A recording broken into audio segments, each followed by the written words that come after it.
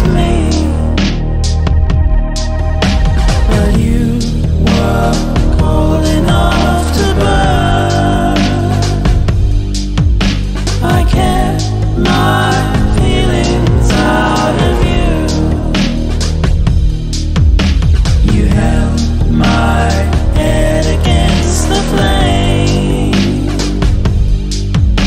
and made me give my crown to you.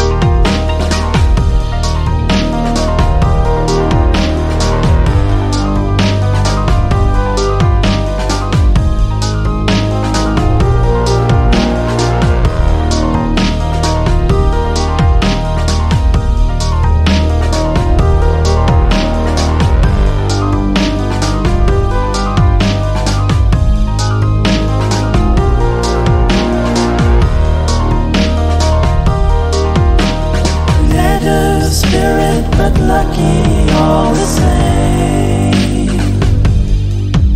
Sweet taste of vampires crumbling in the gloom. Napkin men with metal hearts around us, drawing nearer, bodies fill the room. Talking heads parade their faces every day, showing us the way to things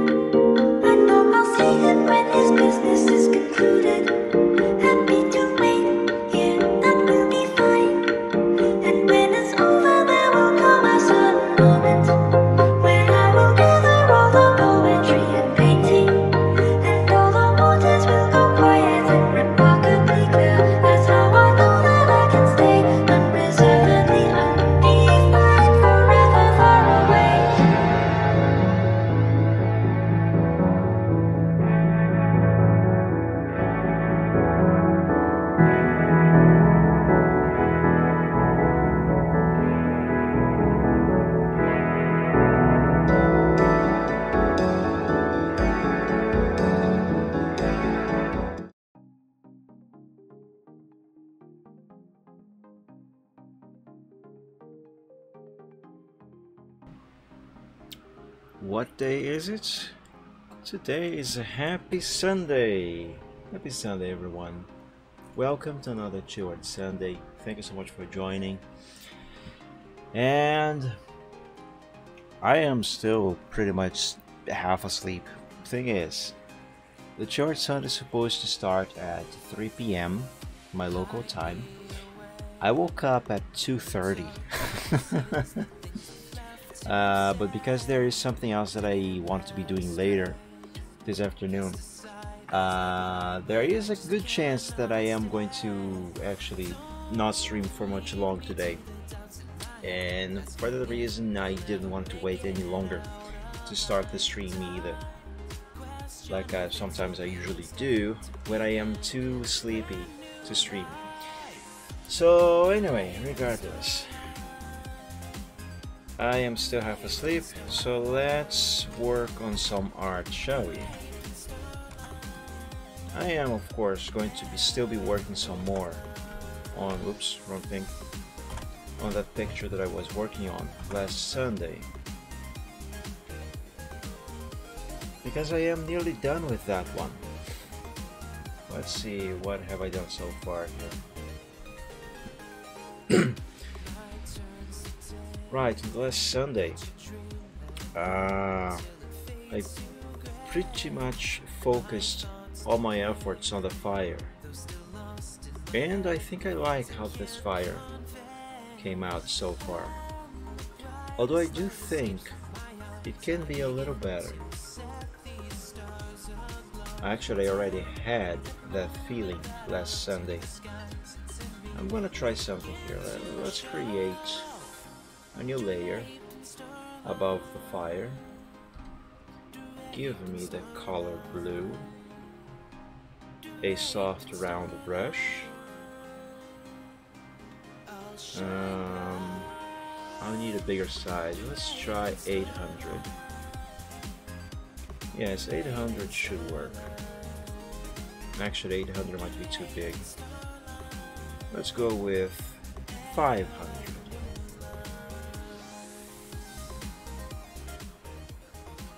And on this new layer, I am going to add some of this to the fire.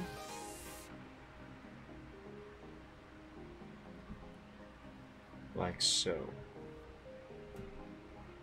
Actually, I could keep going on the inside here, go a little further, you know. I don't know.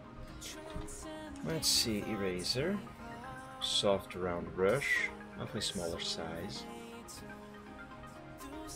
and let's make this a little thinner over here by Braveheart's mouth.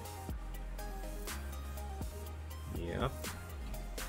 Now let's go back to the brush. You know what? I am going to extend this along the remaining of the flame. I said remaining, I meant to say the rest of the flame. There we go. Now that's a very blue fire. Too blue, obviously, so let us change some settings on the layer.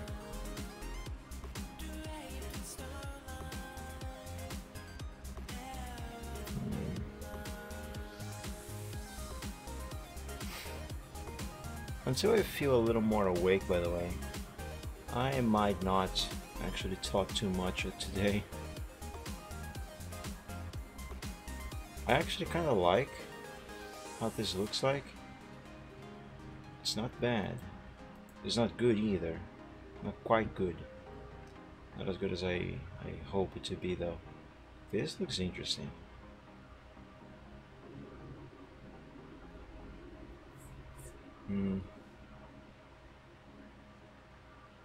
Hue. You know, this effect might work. Hue. Saturation looks nice as well. Not bad. hue and saturation, also color. Let's compare color with hue. This is hue, this is color.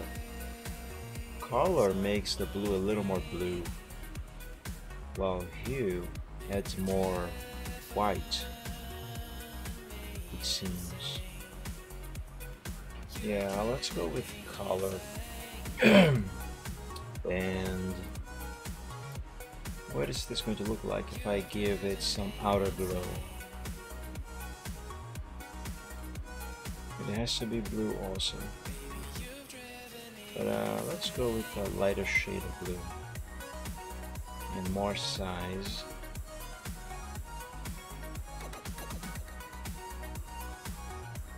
That doesn't seem to be actually be doing much difference. Oh, actually kinda is. The thing is, there's too much blue on the edges here. Let's remove some of it.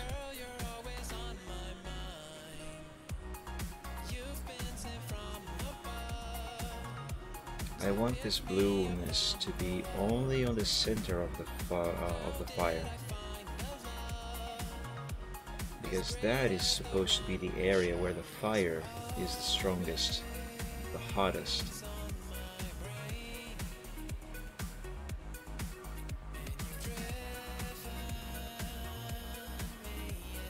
Let's remove some of this down here as well.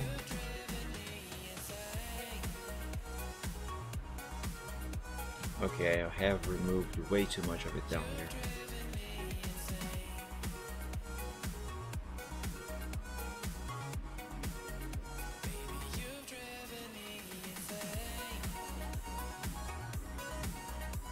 I think I removed too much here too.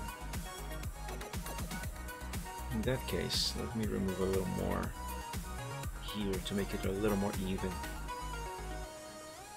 Yeah, I suppose that is a little better. Let's try the outer glow again. Give it this shade of blue. Yeah, you know what? Yeah, I'm gonna try with this shade. Let's increase the size of this glow.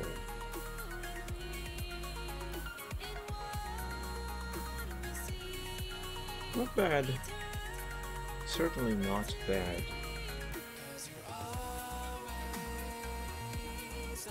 Let's set this at 150 in size and try to tweak the edges a little more.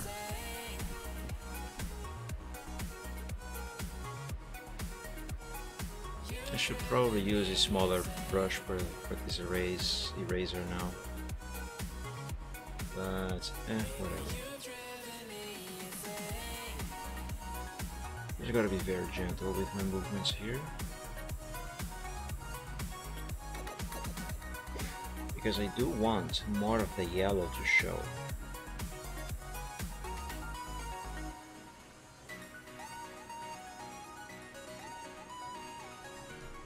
Well, not necessarily that, but I don't know if you can tell. There is, like right here, for example, if you can follow my cursor, there is a much darker shade of blue between the light blue and the yellow, and that just doesn't look natural.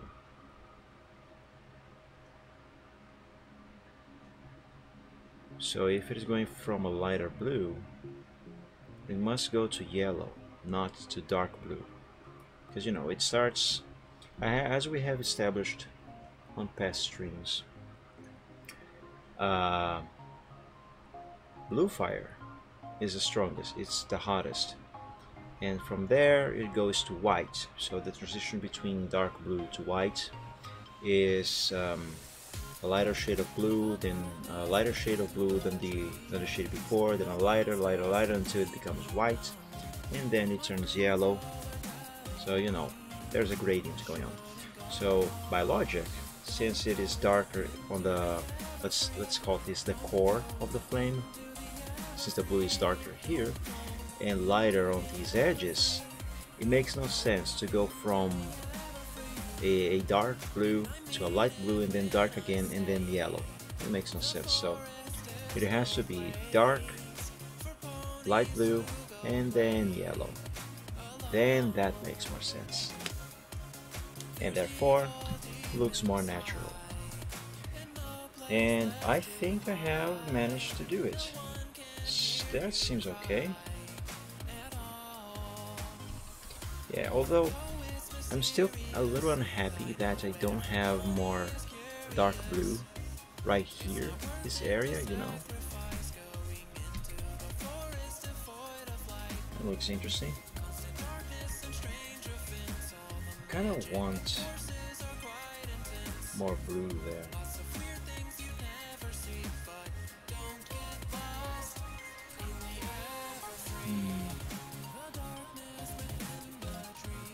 You know what, let's leave it this way, because the more I try to fix it, the more troubles I am very likely gonna make to myself. That looks cool. I'm not gonna lie. Doesn't look like fire, but looks cool. Now this looks like a fire. Hey Tech Gaming, welcome to the stream. Happy Sunday.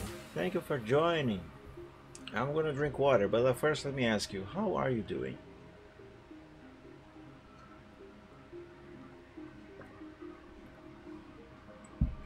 That looks really good. Thank you so much, A-Tech. Yeah, I am trying. The fire is pretty much complete now. The next step should be shading the dragon and the ground where he's standing. I'm not sure if I need to add anything else more to the background. Probably not. So basically just gotta shade the dragon and the ground. So yeah, I'm basically almost done with this now. Very good. Going to bed. Better show you this live. Thank you so much, A-Tech. And hey, have a very good night of sleep. I imagine it is already Monday for you, or close to it. What should I call this layer here? Let's call it... Actually, you know what? Here, let me rename this one Fire Glow Yellow. And let's call this one Fire Glow Blue. So no wrong price. Yeah, I thought it would be either Monday or nearly Monday for you. So yeah, thank you so much for dropping by, A-Tech. And sleep well. I woke up just a few minutes ago, so I am still, well, half asleep basically myself, so. Yeah. Oh, by the way, do I want to keep this with 100% opacity, or should I drop the opacity? If I drop the opacity, yeah, I think it looks a little more natural if I drop the opacity. Thank you, A-Tech. See you in the next one. Bye bye.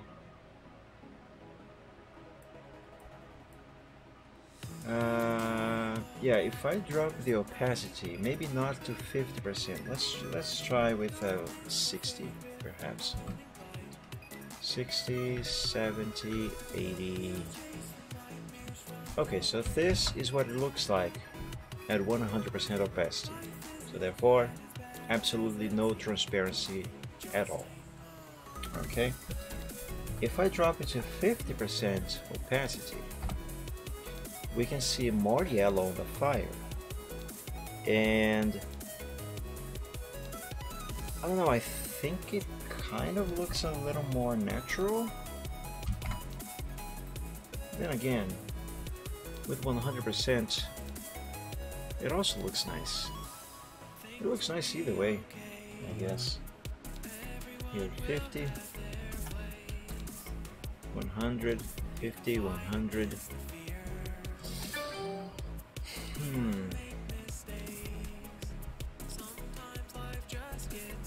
No, I am going to keep it at 100%. So let's save this. Alright, I am going to call this complete. The fire, that is. Next thing that I gotta do is shading and making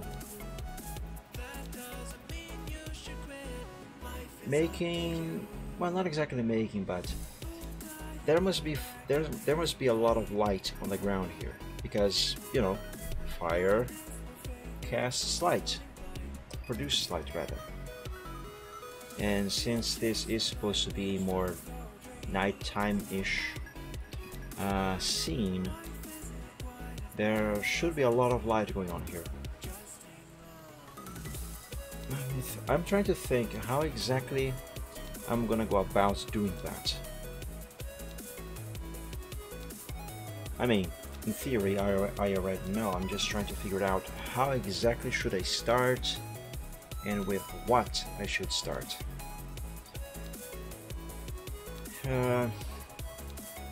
I'm tempted to do shading on Braveheart first and then work on the ground. Yes, I think I am going to do that. Let's save this stage of progress as a backup and work on a new file. So let's change the name of this to Alpha 2. There we go. Let's expand the group mic over here. Now let's begin the way I usually begin, with his body, the main part of his body anyway. Also, there's another thing. I talked about this on the last stream. I feel like I am going to need some hard shading on this, not just the soft shading that I usually do, but I do believe I am going to need hard shading as well. And the thing with hard shading, at least the way I know how to do it, is that I'm not sure I actually know how to explain it. You know what? Let's just do it and see what happens. All right, let's begin then with the basic lighting. So the fire's over here, so there's gotta be a lot of light. A lot of lighting here on Braveheart's face, head, whatever. And also here, under his mouth, his jaw, on his neck, and his chest. Because the fire is all there. So lots of light here. Lots of it. Lots. Okay, and this should be okay for the basics. But is this fire being breathed more sideways or completely in front of him? I think it's completely in front of him. It would explain a little bit of the shape. So let's add more light over here.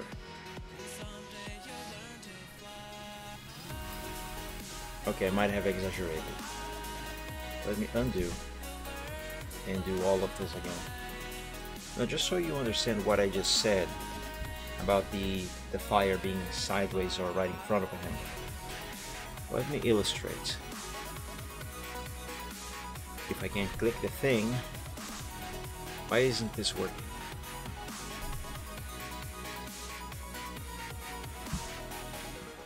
The heck, why can't I click the little thingy there? There we go, now it worked. That was weird. Anyway,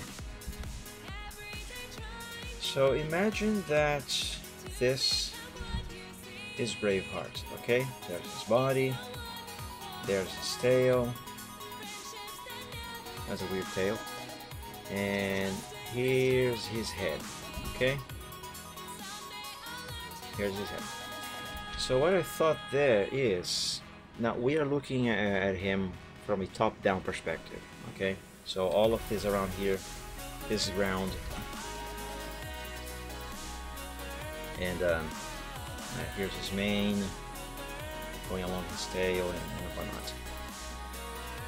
So what I thought is either the fire is being breath and going sideways, kind of like this, you know, or it is actually going completely straight forward before him, kind of like this, you know. So it kind of looks like it is going sideways, but if we consider perspective, if we consider perspective, then I do believe it is valid to consider that the fire is going like this. And again, because of perspective, it would also kind of account for the fire getting larger on this side here than it is over there. After all, we have to bear in mind that we are not looking at him completely sideways or completely straightforward, as in we're not exactly looking directly at him before us. You can see both of these sides, his side and his front. So yeah, let's say the fire is actually going straight forward and upwards, obviously. So that means that, let me make a new layer here, there will have to be a lot of light on this part over here of him. This area here should be completely lit up. No, not completely lit up, but you know what I mean. I hope. This part will have a lot of light being cast on it. So let's try this again. There, light on his face, on his jaw, his neck, and his chest. There's got to be some here on his shoulder as well, and part of his leg. There you go, his chest, that's a big chest.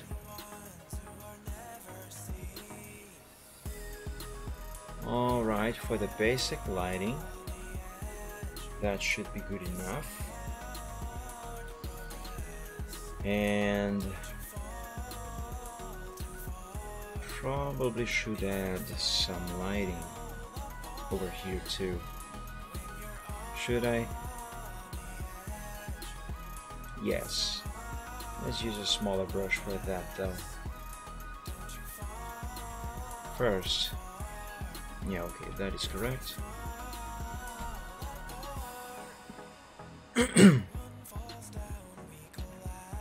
There.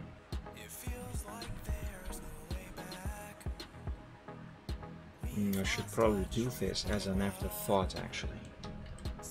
No, not afterthought, but after I do more shading and lighting here. Now, speaking of shading, let's make this dark.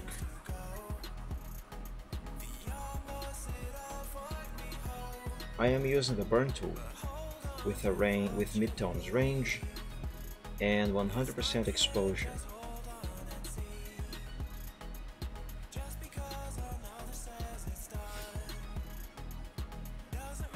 And that should be good enough. Now I'm gonna go back to the dodge tool, also using midtones range, but now 50% exposure and a larger brush, a larger soft round brush. And what this is going to do is it is going to remove half of the darkness I have just applied.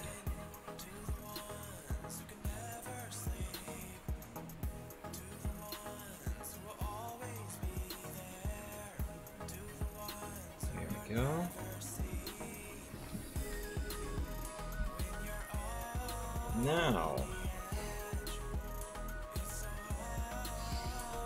Now I think I want more shadows. So let's go back to the burn tool and this time use 50% exposure on that tool. And let's use a smaller brush, size 300 should work. Actually, a smaller brush, 200. Let's add more shading to the parts of his body here that should be receiving the least light. So like this side of his leg, the bottom of his paw, yeah. And I will require the line arts for this section of his body, because there is one portion of shading that I want to do, but it is not going to be very easy to do if I don't use the line art for selection. Here, body line art. Let's copy this and paste it over here.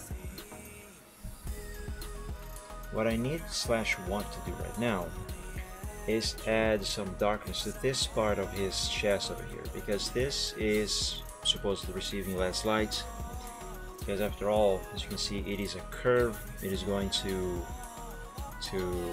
this part of his body here, and all the light is over here, so it makes no sense to have this light at this part here be brightened up, bright I mean. But I cannot just go ahead and use the shading, apply shading here with the brush that I'm using, because although it will work for this area, it will also apply shading to this portion of his leg, and this portion of his leg is supposed to be lit up. Rylak, am I pronouncing your name correctly? If I'm not, I apologize, but regardless, welcome to the stream. Thank you so much for the follow. I hope you enjoy the content. Happy Sunday. I hope you're doing well. How are you doing? Is it Rylak, or just for Elyak? I honestly don't know how to pronounce your name. I am very sorry. So please do feel free to correct me. But yeah, guys, as I was saying, because this part of his leg is supposed to be lit up, so if I apply the effect here without separating these two parts, one is going to affect the other, which is completely not what I need. So the way I should be able to go around that issue is using the original line art. Let me see here. How am I gonna do? How am I gonna go about this?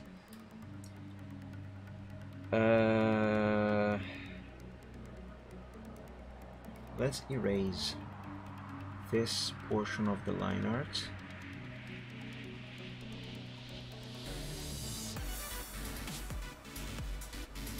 Alright, this here should be enough. And is this all closed up? Yes, it is. Okay. Now, let's select this. Oh, the selection is wrong.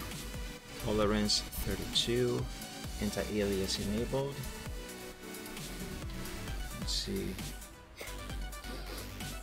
Yeah, that seems to be correct. Now let's hide this layer. Yeah, that is exactly what I need. As you can see, I can now do whatever I want on the chest area, let's say the underbelly actually, without affecting the leg, and that is exactly what I need. So now I can apply shading over here,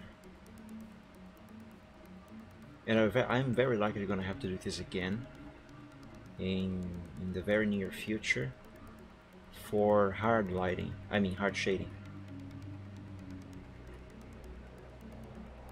Gotta consider also the shape of his anatomy here. Alright, let's do another pass with this brush.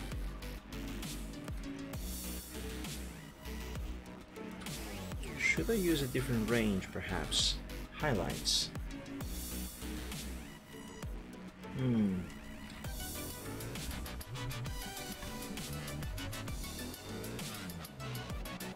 Doesn't look bad, but doesn't look very good either. What about shadows?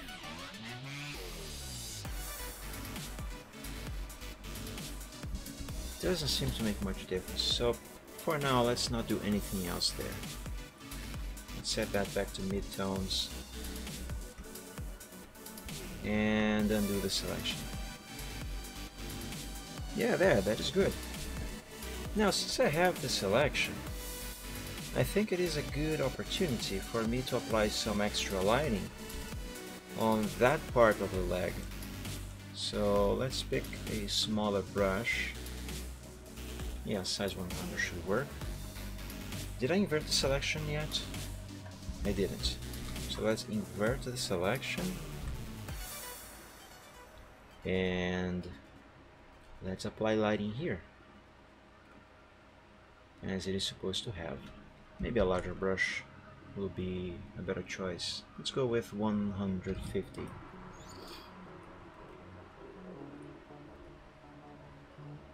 Yes, that is better.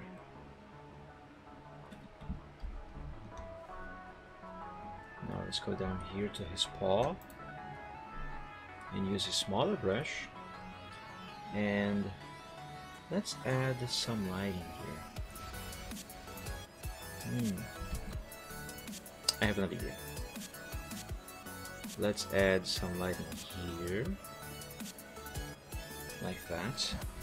Undo this selection, and let's go back to the line art and erase the line for that digit. That's good enough. Now let's select, invert the selection, hide that, and go back here. And now, actually I should use a larger brush with this. Now I can add some extra lighting here. There we go. Maybe not quite like that.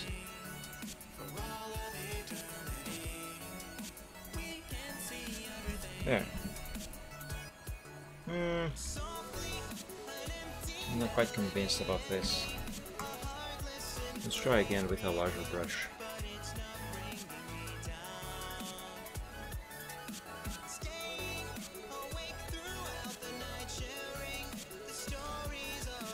And maybe a little bit here too, with a smaller brush.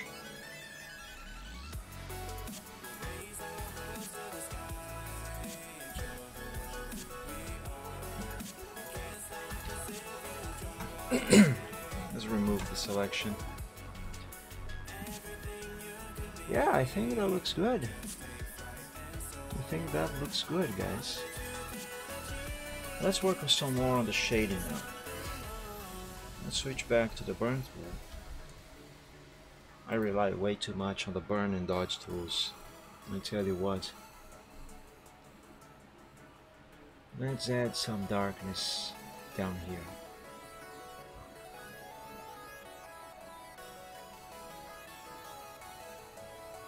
There, that should be good enough for his paw, at least for now. I am going to try and make some sort of mix between, not mix, a blend, hopefully as balanced as I can make it. A blend of hard shading with light shading, soft shading, sorry. Hard shading and soft shading. Okay, it's going to require a larger brush. The advantage being that the soft shading could work as some sort of transition between the hard shaded area and the areas that are supposed to have soft shading. I'm not sure. I don't think I'm making any sense.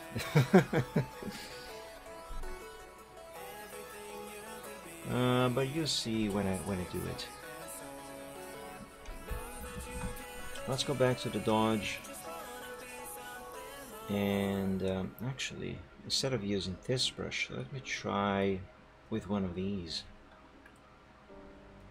Because right now, what I want to do is add more light here to his.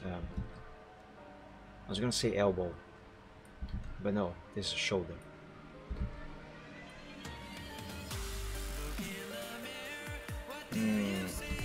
That's not good.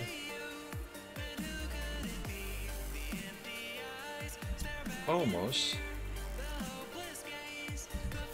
Not quite. Let's reduce the exposure to 30%. Because I think 50% was too much.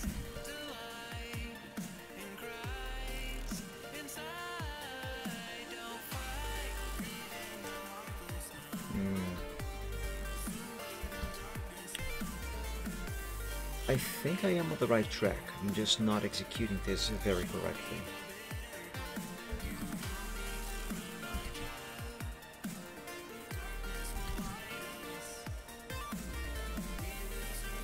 Yeah, I think that might work. Although I do feel like this could be a little better. Reptang, happy Sunday or Monday. I'm not sure if it is Monday already for you. But welcome to the stream. Thank you so much for joining. How are you doing? How is the weekend treating you? 10 p.m. Sunday. Okay, so happy Sunday.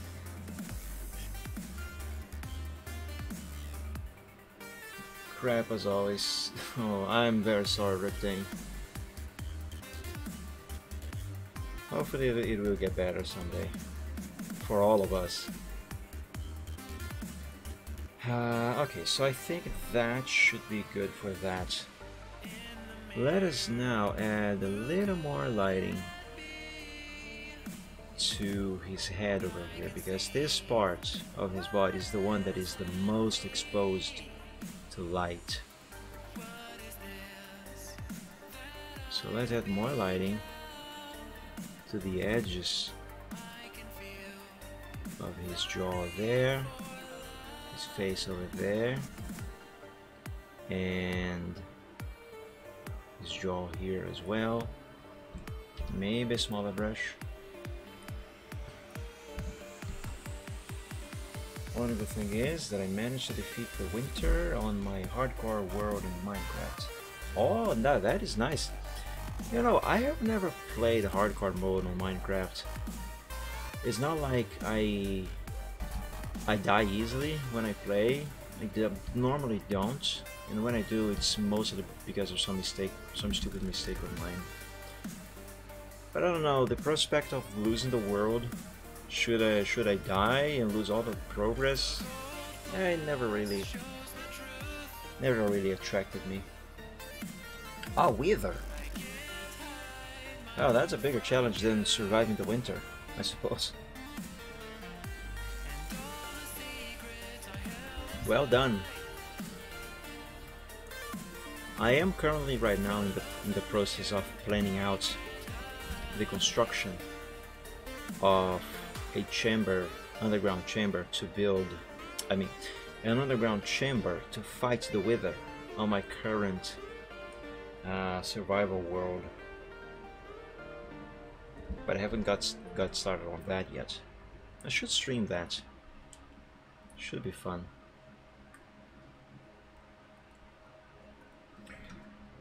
Okay, in terms of soft shading, apart from the texturization of his scales, ideally I should just draw the scales, but I don't know how to draw scales. I try learning, I will learn someday, but drawing scales is really time consuming, and I don't really know how to do those yet. So what I usually do instead is give his skin the idea that there are scales there. And if you guys have watched my past art streams, you know exactly what I'm talking about. It is the what I call the leaf brush trick, or something like that. Basically just use the the dodge and the burn tool using a default leaf brush on a very small size with a very small exposure. And what that does is it gives the illusion, so to speak, that there is light and shadow being cast on the surface of his scales, which in turn gives the idea that he does have scales. And it actually also works for fur, but that's a different story. I wanted to stream that earlier today, but then I remember that fighting against such a boss with 20 FPS and think the best idea. Yeah, I can imagine.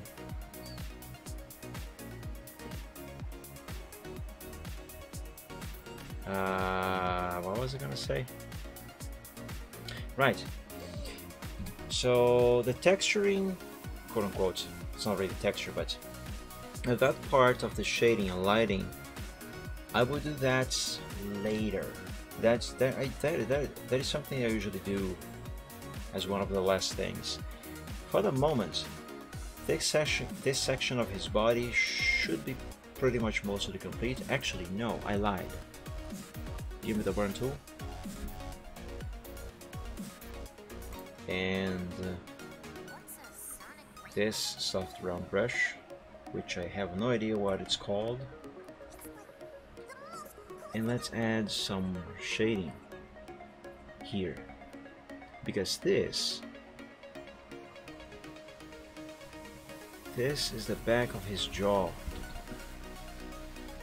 and since most of the light is all up there, there should be light being there should be shadows being cast here. And there we go. Let's grab a smaller brush and do another pass, this time closer to the actual line. Well, this brush is too small. Wow, 17 to 45, that's quite a gap. Let's experiment with 30. Size 30. 30 might still be too small.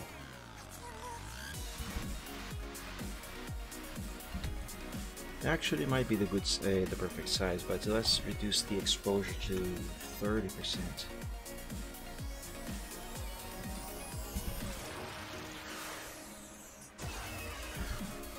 Also, do notice again that I am trying to follow the anatomy on the character. So there's a curve happening here, and I'm trying to follow that.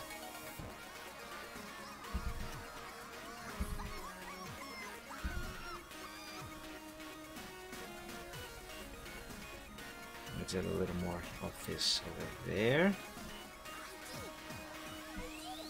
And that seems good. Now, let's bring this layer back into view. And I want to select and apply effect to just this part of his jaw without affecting the neck over here. How should I do that? I know. Here. Let's, oops, wrong layer. Let's erase this line art. There. And this should be good enough. Now, select, wait. Mistakes were made. I have to close this off. So, give me hard round brush, color black. Not that it really matters, but here we go. Make this. Doesn't matter that the line is all wiggly. All I need is that this happens, and it wasn't sufficient. There's still some part that is open. Down here. So let's close this off. There we go. Now that's what I needed. Let's see. Yes, perfect.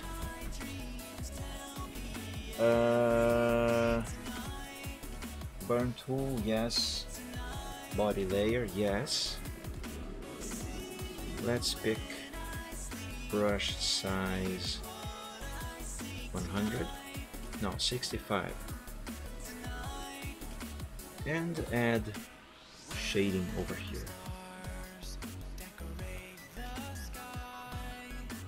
Hey Matt, hello there. Welcome to the stream. Happy Sunday. And thank you for joining. Yes, I am finally doing the shading on Braveheart.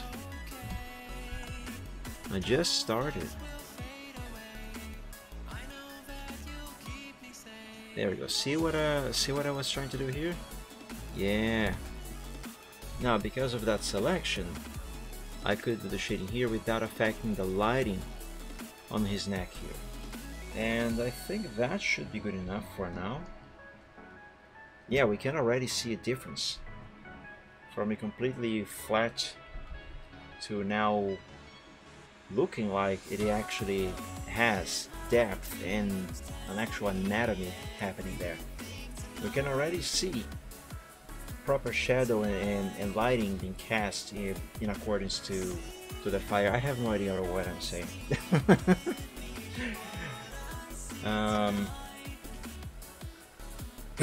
Okay, so for this part of his body, I think this is going to be everything that I'm going to be doing for now. So, like I always say, let's begin with the basics. And that should be the basics for this. So let's save, and let's move on to the other parts of his body.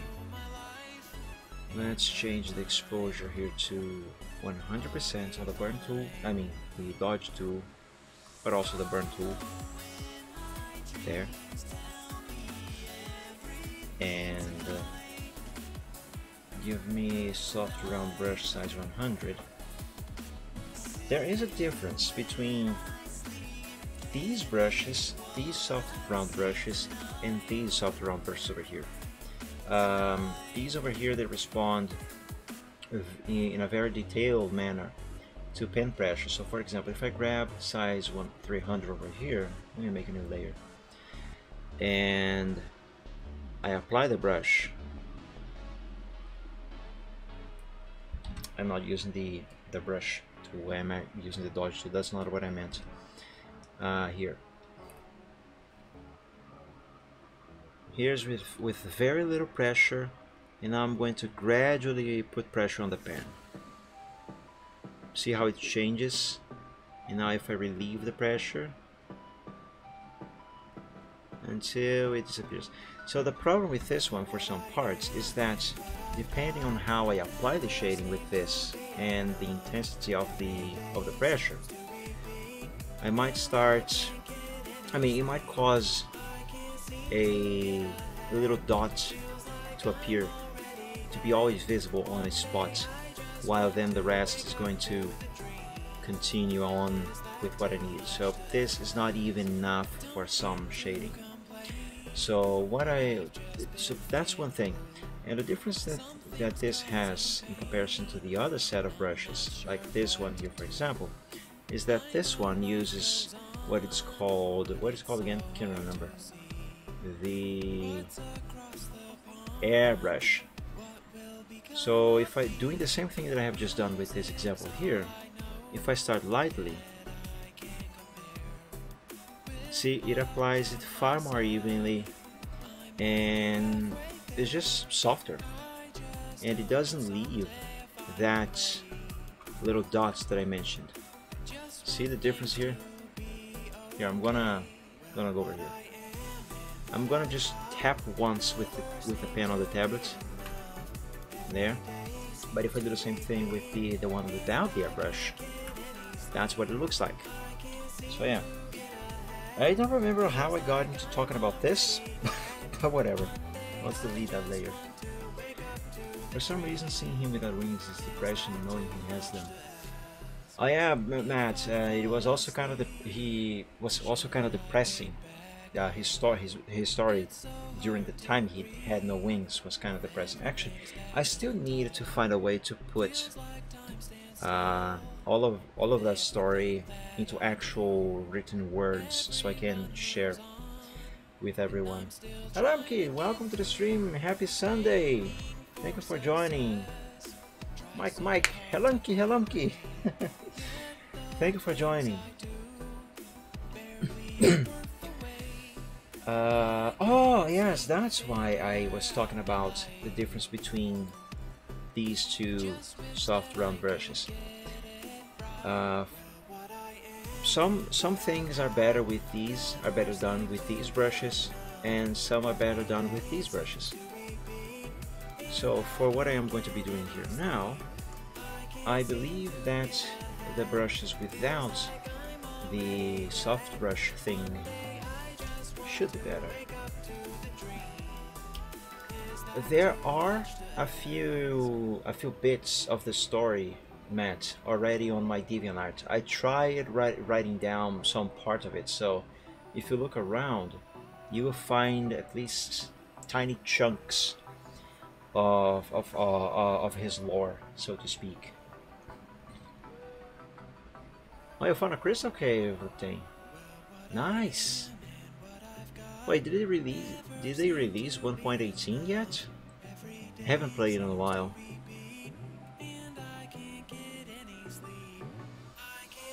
Oh, it's still 1.17. Okay. So it's not really a crystal cave you found. You found one of those. What are they called again? Geodes? I think it's a geode.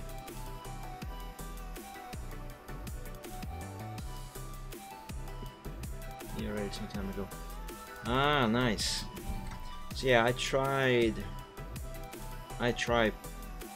writing. I'm not a good writer. That's the problem.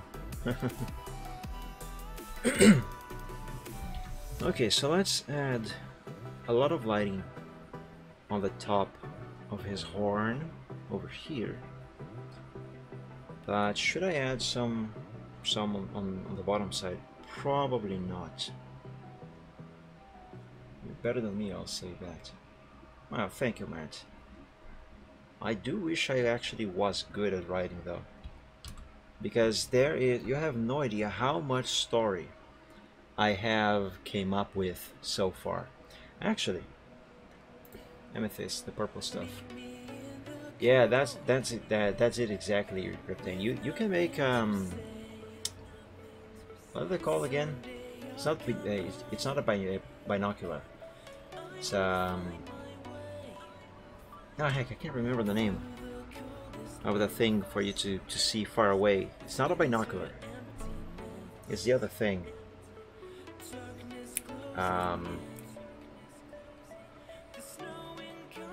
I really can't remember.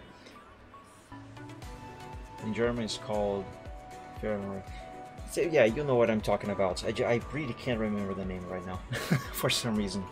The weird thing is I can't remember the name even in Portuguese, and that's my native language. Far pipe. Yeah, it does look like a pipe that you can see far away. But you can craft one of those with that now. So what was? Oh yes, Matt.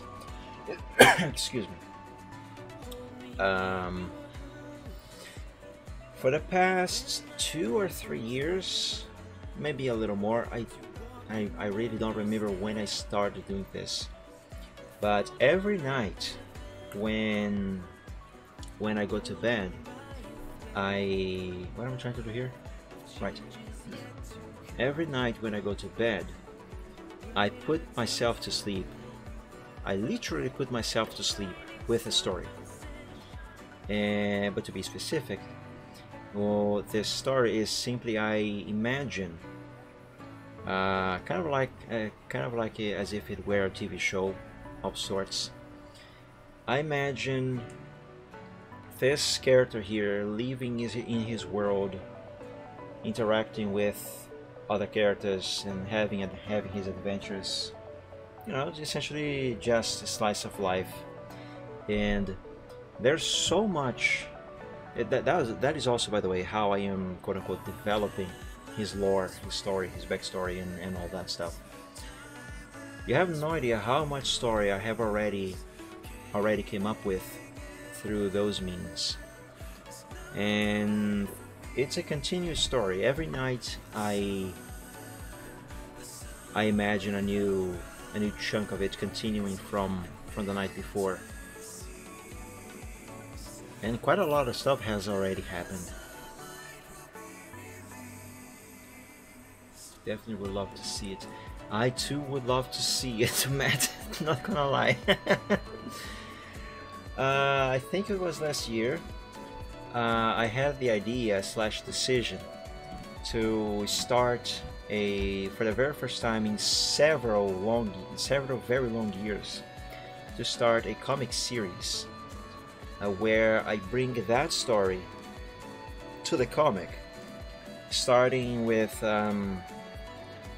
I don't know, somewhere. The problem is, yes, telescope. No, not telescope. The telescope is to see the space, to see space or thing. So I'm gonna look it up because I can't remember the name of that freaking thing. Luneta, that's the name in Portuguese. No, it's not. Or is it?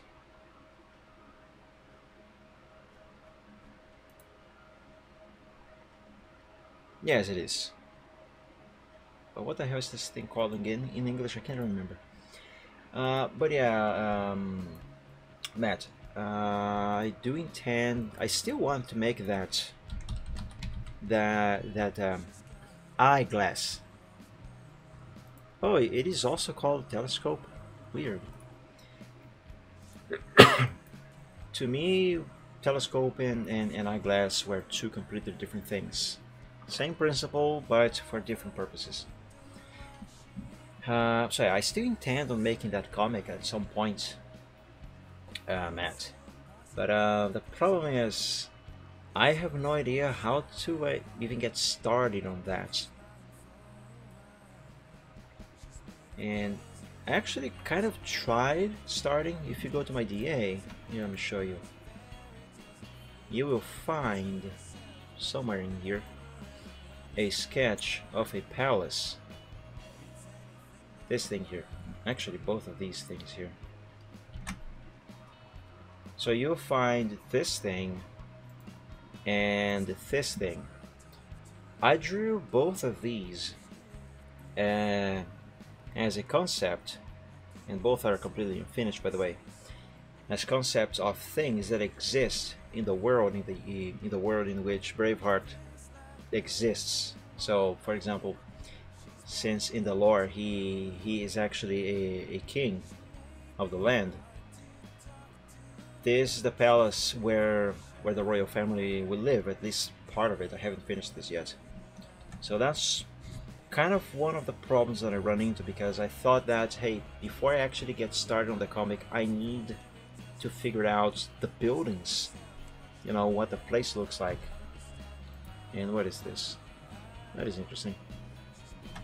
So I thought I should first design a few things and then work out from there. But yeah, I still wanted to make that comic. I don't know when I'm gonna be able to get started on that, if I'm ever gonna be able to actually make it happen. But yeah, someday, hopefully. Yeah, hopefully I'll be able to.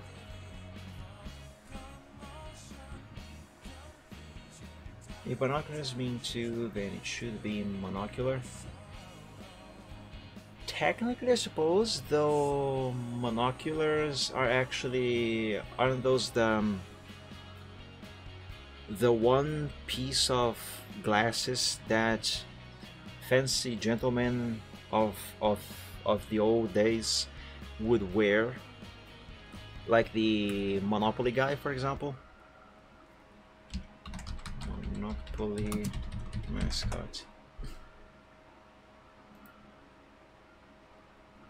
Wait, he doesn't have one of those? I always thought he did. Oh yeah, this is what I'm talking about. This thing here. I always thought this here was was called monocular. I imagine a monocular with a British gentleman and a top. Exactly this here. Well, I do say so, my friend. Or something like that. I don't know. Yeah. Also, Matt, the comic. My original idea was to make it in a more sketch kind of way. So probably not coloring anything, definitely not shading, definitely not anything like this here. Just sketches, black and white. So it should be quicker to produce.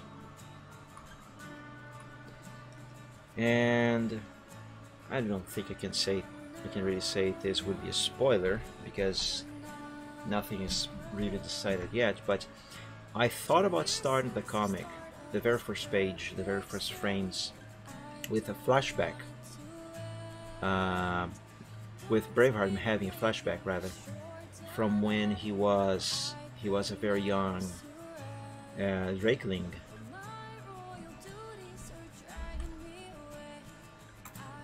So yeah, I really want to do that.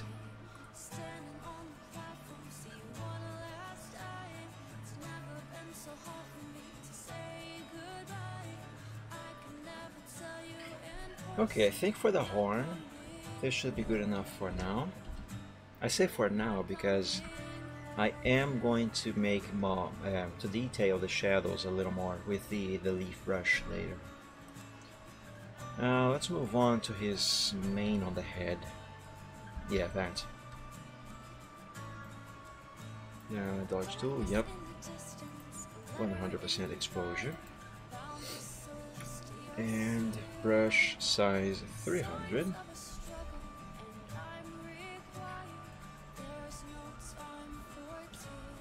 Now, because his mane is so close to the fire, it should have a lot of lighting on it.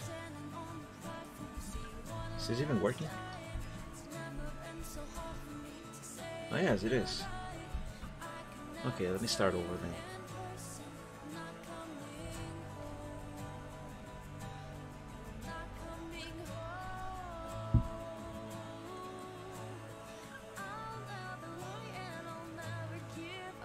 Okay, this is going to require a lot more lighting. Quite a lot more. And that should be enough for that. Use actually, let's go ahead and switch to the burn tool.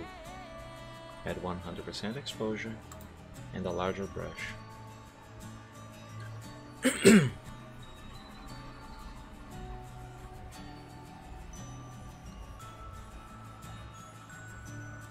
There. That should be good enough. Now back to the dodge. 50% exposure.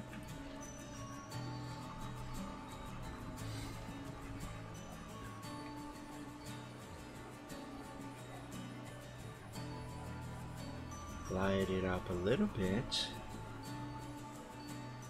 Okay, now I can use a small brush, but I'm going to use an airbrush and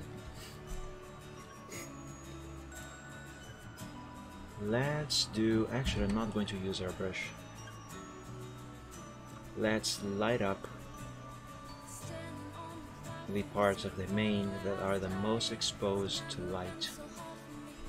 Wow, this shade of green is so dark that it isn't really making much difference. What if I use 100% exposure for this and a smaller brush?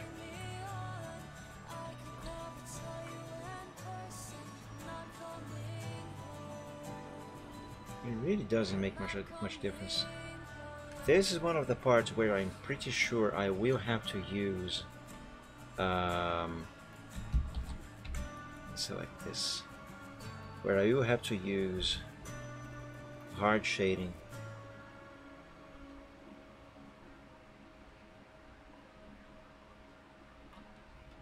Okay, Let's invert the selection.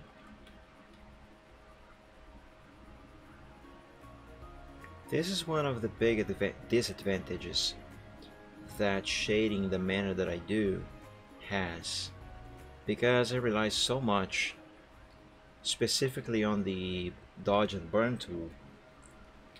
There are parts of whatever I am shading that just, well, the shading and lighting just do not really work very well because of how dark or how light some colors are. Chev, happy Sunday! Hello there! Thanks so much for joining. Welcome to the stream. How are you doing today? I hope you're doing well. And this shade of green, for example, this shade of green, sorry, is an example of such. It is so dark that lighting with the dodge tool doesn't really work. Well, it does, it's just that it is not very noticeable. Not enough anyway. Pretty crappy, honestly. Well, is everyone crappy today? That sucks. I'm sorry, Chev. Dark green is my favorite color. Yeah, green is one of my favorite colors as well, Reptane. It's such a pretty color. Oh, it can be pretty anyway. And it is what makes forests very beautiful. Add green to anywhere, and that place is very likely gonna look much better immediately. I'm going to redo this part here and this one here because 100% exposure is too much. How many times have I applied this? Okay, let's drop this exposure to 50% now.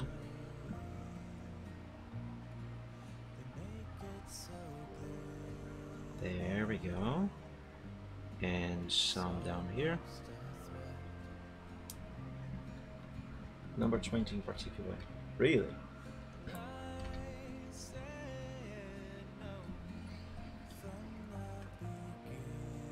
Okay, so for the basic lighting on his main, this should be good enough. Now, let's do the basic shading.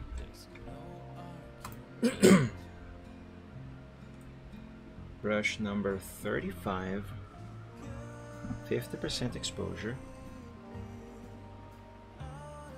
and let's darken up. Well, I have to select this here, so the shading on this part does not affect, wait, invert the selection, does not affect this piece of main over there, and vice versa. Alright, now I can invert the selection again. Good.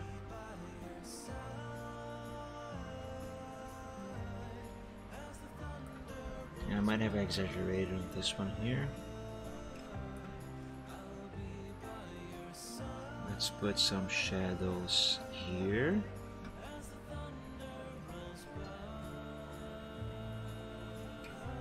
And here. And here.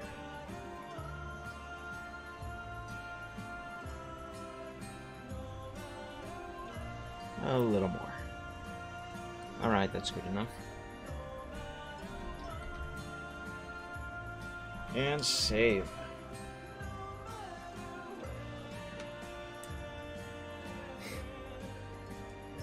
And it looks like the internet just died momentarily. Are we back?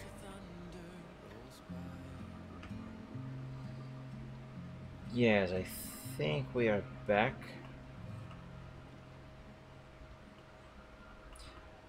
Yeah, my internet decided to have a hiccup. Reptane, I apologize. That is beyond my control. Now, I hope you guys can I hope it's working again. Do it again? Good. So where was I? Okay, so for the basic shading and lighting of the mane on his head, I think this is good enough. Let's move on to the section of the mane that is going along his back and his tail. And that is a big tail.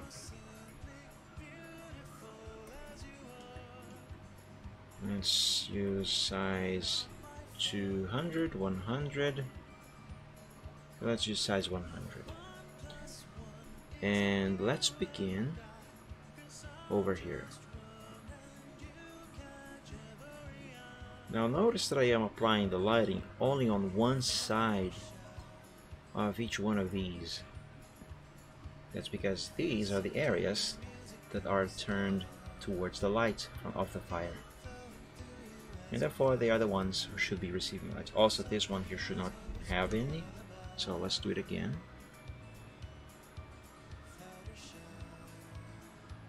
Another thing, as I get far away from the flame, I am also going to be applying less lighting. Alright, for the basics, that should be okay. Let's do the darkening.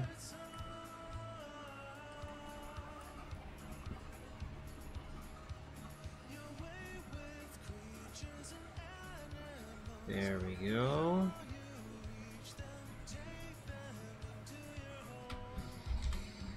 Back to the dodge tool, a larger brush, and 50% exposure.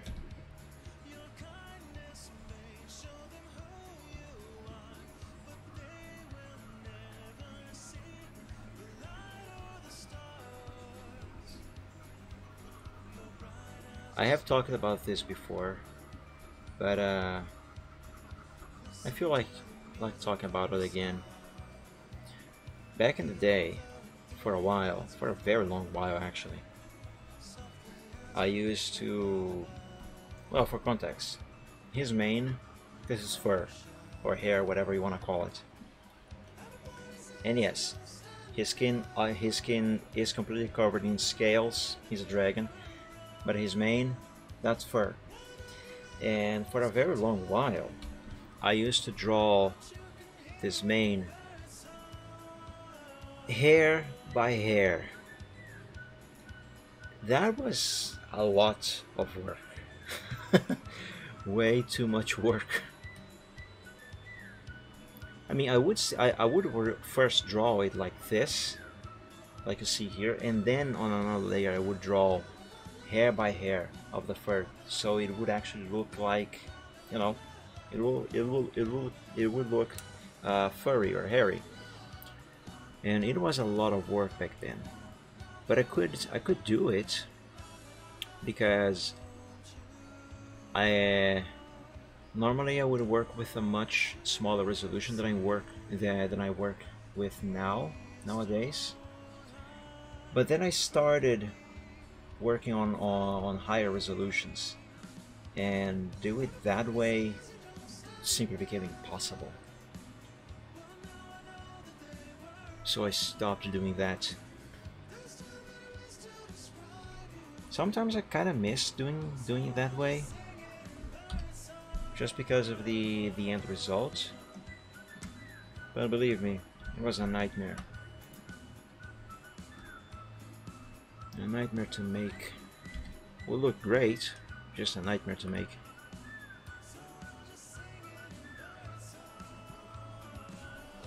Alright, let's add some shading down here at the very bottom of the mane and there.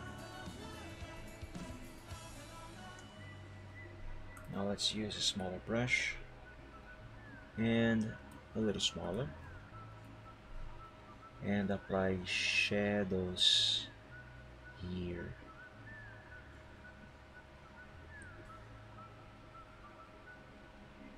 The difference that this is making is so minimal, but it is there. It is there. Maybe I should use airbrush for this part. I don't want this shading to look so well defined. No, it makes no difference. What will make a difference is if I use a larger brush, I suppose.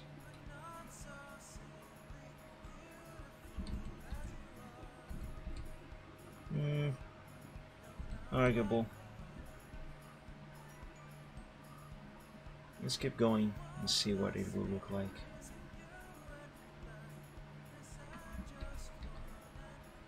Yeah, you know, it's not so bad.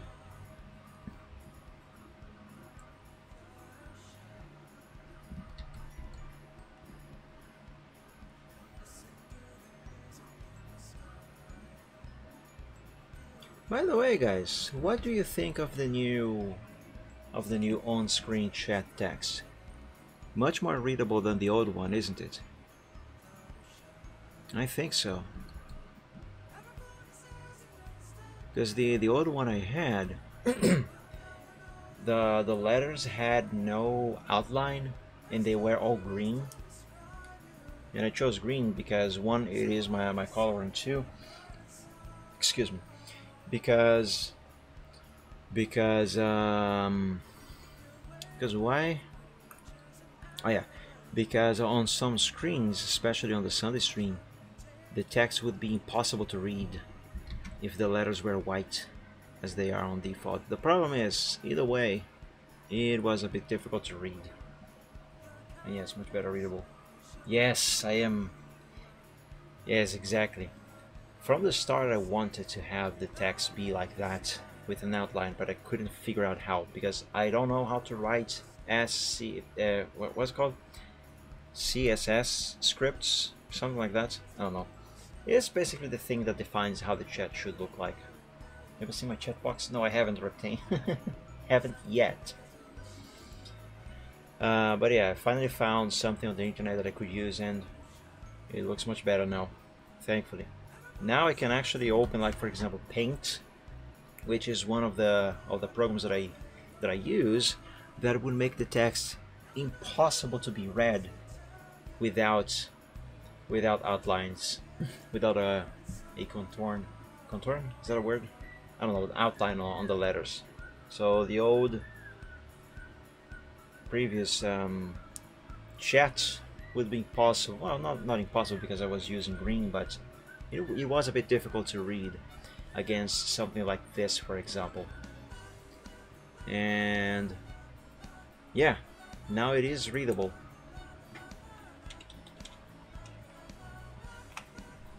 There, readable. Finally. I'm so glad. Okay. In terms of basic lighting and shading, I think all of his main is complete. Now, speaking of shading and lighting, it is getting a bit dark here, so let me turn on my light. Ah, there we go, that's much better. Okay, I'm going to drink some water. It is very hot where I live today. I'm going to drink some water and see what should I be doing next here.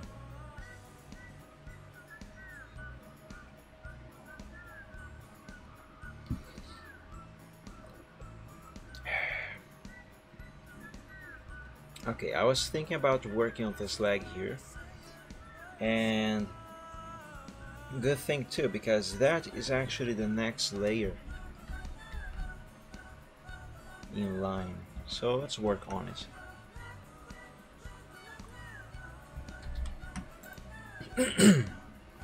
Now, once I have all the basic shading and lighting on his everything, yep, that is the correct layer. Once I have all of that, then I will do the hard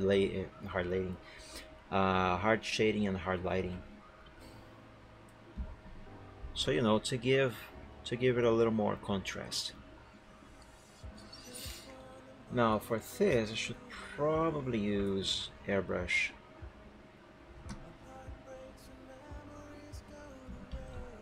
By the way, any idea how to get rid of an earworm? What? Can't get it. Can't get a song out of my brain. What song?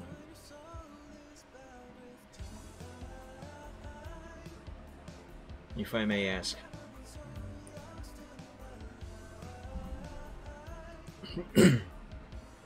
Okay, so here, actually a smaller brush should work a little better. Let's try brush 100 with the airbrush. Okay, so here's an example of what I was talking about regarding the difference between the airbrushes and just the regular soft round brush. So for this thing that I'm trying to do here now, using an airbrush with a low pen pressure, this is what it looks like. Okay, you can see the lightness there. But if I try to do the same thing using brush 100 from the regular soft round brush, applying the same pen pressure, this is what it looks like. Completely wrong, completely bad. X Japan, the last song. I never heard that one, but if you got it stuck in your head and you don't want to be there anymore, then I don't think I want to hear it. What I usually do, Riptane, when I get a song stuck in my head that I want to stop playing, is I try to think of another song, and if possible, go ahead and listen to another song instead, and try to focus on that. Believe me, it actually helps. Okay, so I do want to add some lighting here on his rump, because the fire's over there, but not too much. So replace one with another. Basically, yes. Preferably one that you actually like.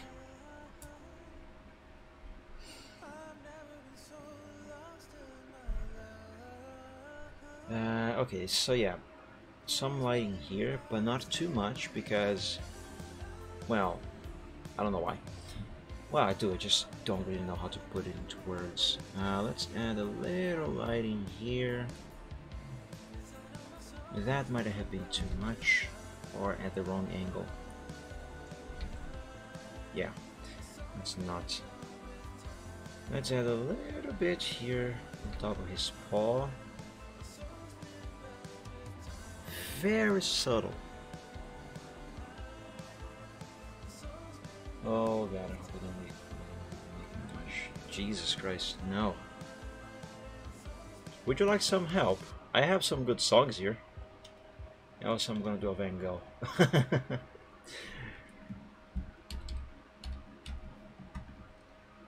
I mean, if you are referring to paintings, then great, do a Van Gogh. But if you are referring to his hearing, then yeah, that would be a bad idea. I need my ears up. Yeah.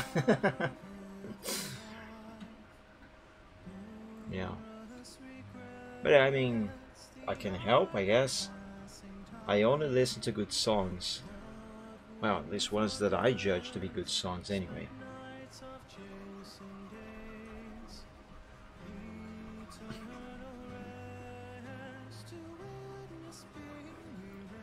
Alright, so this here should be good for the darkening. Let's go back to the burn tool, I mean the dodge tool. I don't know why I always mistake their names.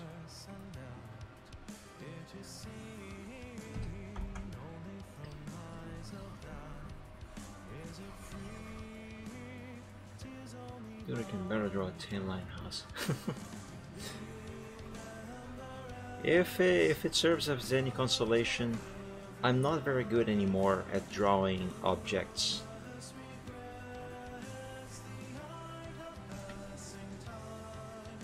Which does include houses. Okay, so this here should be good enough for this. Now, let's swap to the burn tool and the smaller round soft brush. This is the non-airbrush brush. And let's change the size to 150. That was just 50. No, I want 150. There we go. Let's add shadows here and there. 150 is too big. Do 100.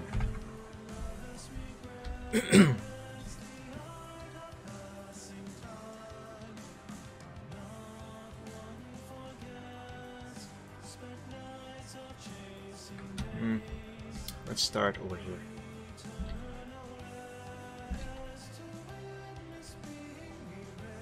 See, this is another example of what I was talking about between the difference between the regular soft round brush and the airbrushes. You can see here the shading is much more defined where I first apply the brush, but it becomes more, not more, but less well defined as a distance from there, because of this area I was already applying more pen pressure, so the effect would spread a little more, and as it should be. But the problem is this looks wrong. It does not look natural. I might have to use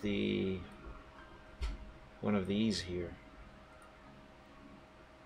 so I can try and mitigate that issue, but I'm probably gonna have to require a small brush for this. Well, not that small. Let's try number 45.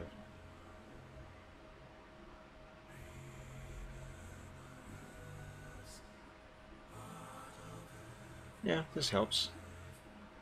This helps. Now this looks more natural.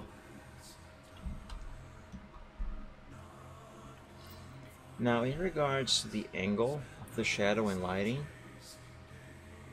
it is wrong. It is not so too wrong, but it is wrong. So let's do it again.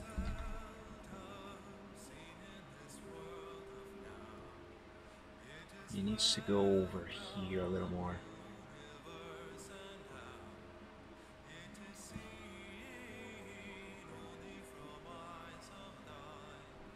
And shading there, and there, and there. Actually, all of this.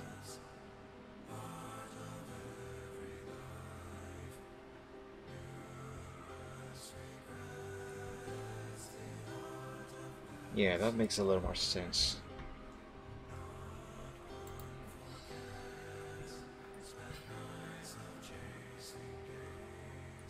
Let's add shading here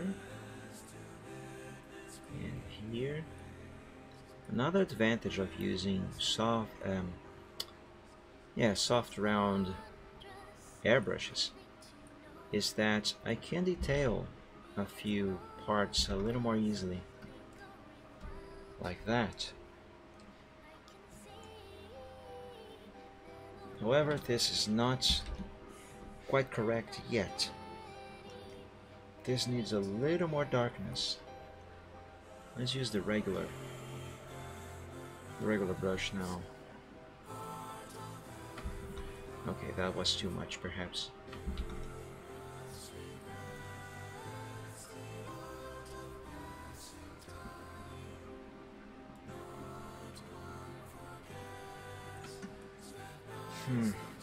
There's too much light here. Way too much.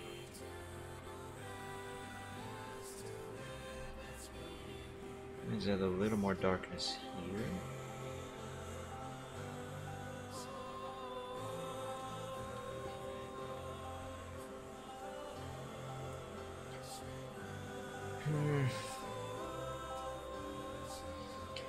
I am not quite happy with how the shading of this leg is turning out to be so far. I am not.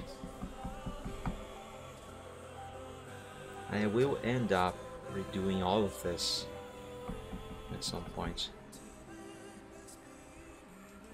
The lighting right here, that's fine. That is quite good. That is quite alright, but the shading here, no.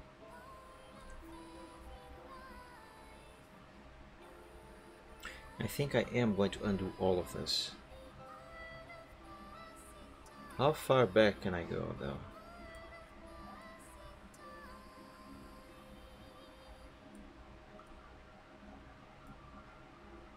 Okay, that was too far back.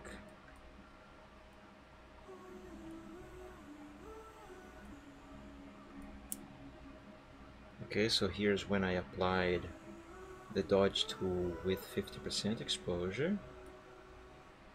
And here's when I started doing the actual shading. Okay, so let's stop this lag at this point and save. And drink water because it's hot.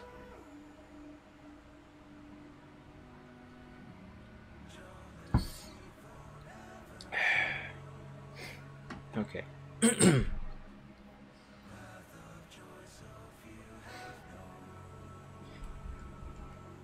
I have to think on how exactly do I want this leg to be shaded correctly.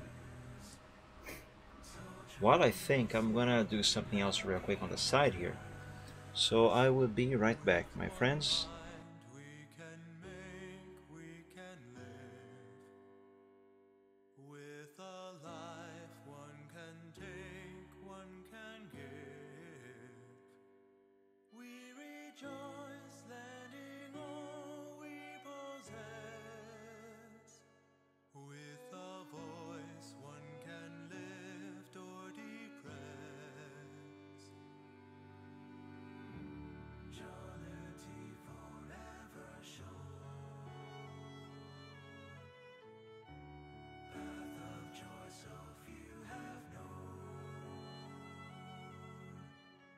Sincerity and emphasis, so truly seen in happiness, in happiness. In this dream there is no room for spite. Still it seems only I can decide.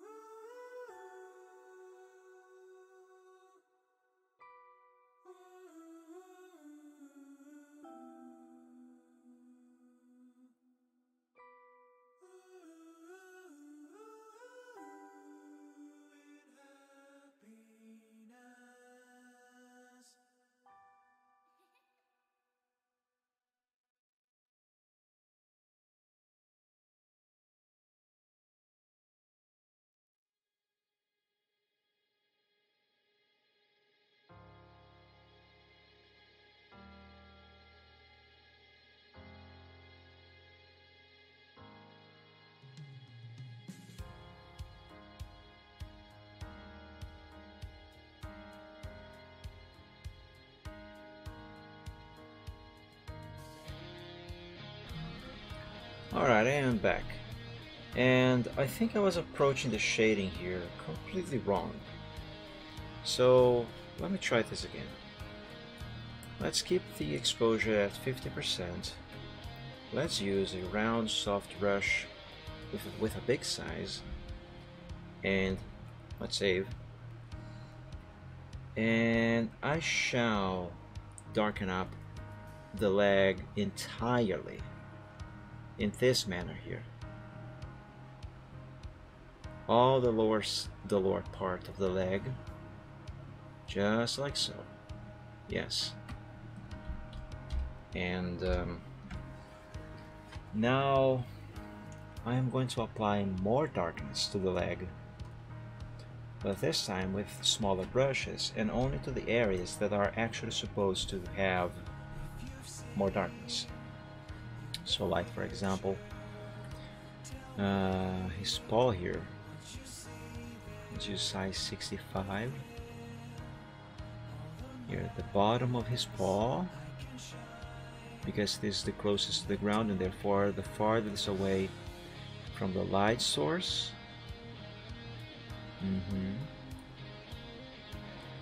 And here.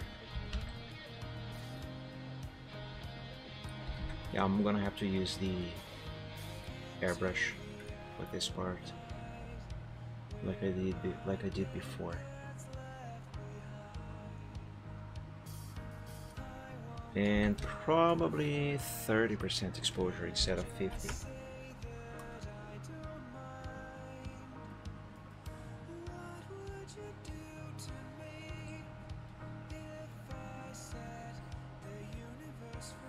There.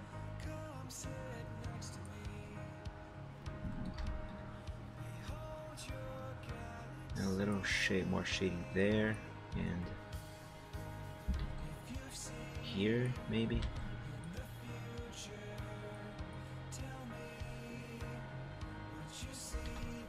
Some here. Yeah, I think that looks much better now, guys. Because his leg, this leg, is farther away from the light source. Yeah, I think this works. What is this here? Oops, I didn't mean to click that. Whatever. I'm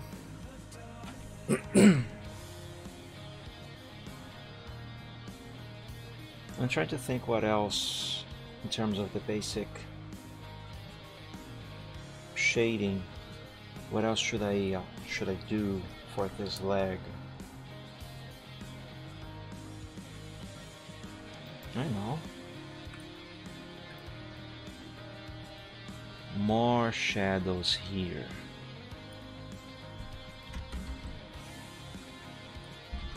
With a smaller brush.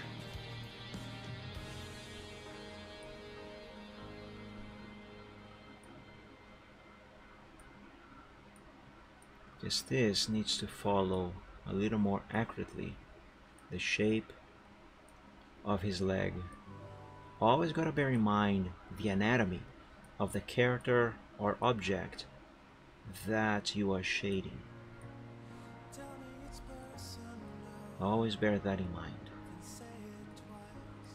Let's add more darkness here. And voila! I suppose that is good.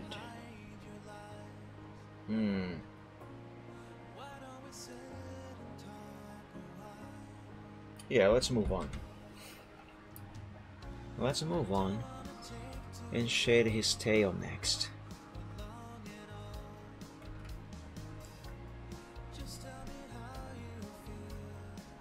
Size 100, 200, 150. Oops.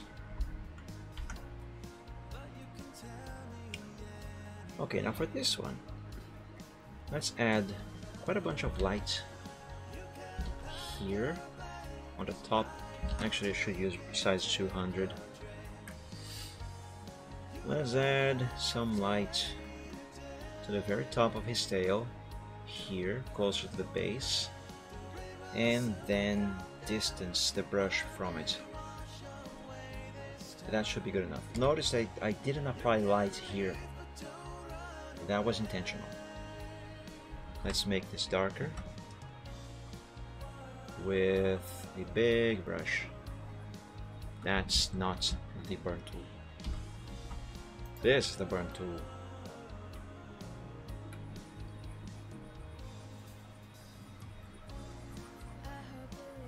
Also, I have to remember that I have to apply shading to his belly as well, and that is on the same layer as the tail. See this bit over here? That's that on the same layer. It is supposed to be darker.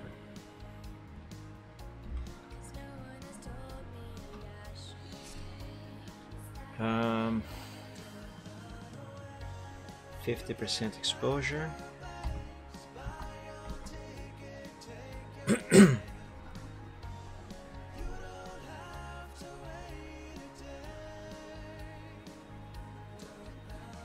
Now his tail is not straight behind him. It is curving not just down, but it is curving to the side as well. It is curving to his left. Why does that matter? I don't know, I just thought I'd mention. It's not important. Let's change the exposure on the burn tool to 50% and work on the shading. Here, size 200.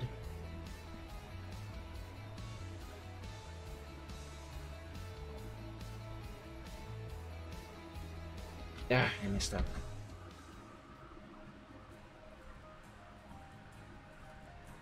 Notice that I am approaching the lighter part of the tail with this shading.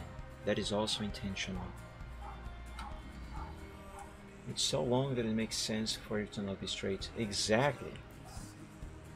He does have a big tail.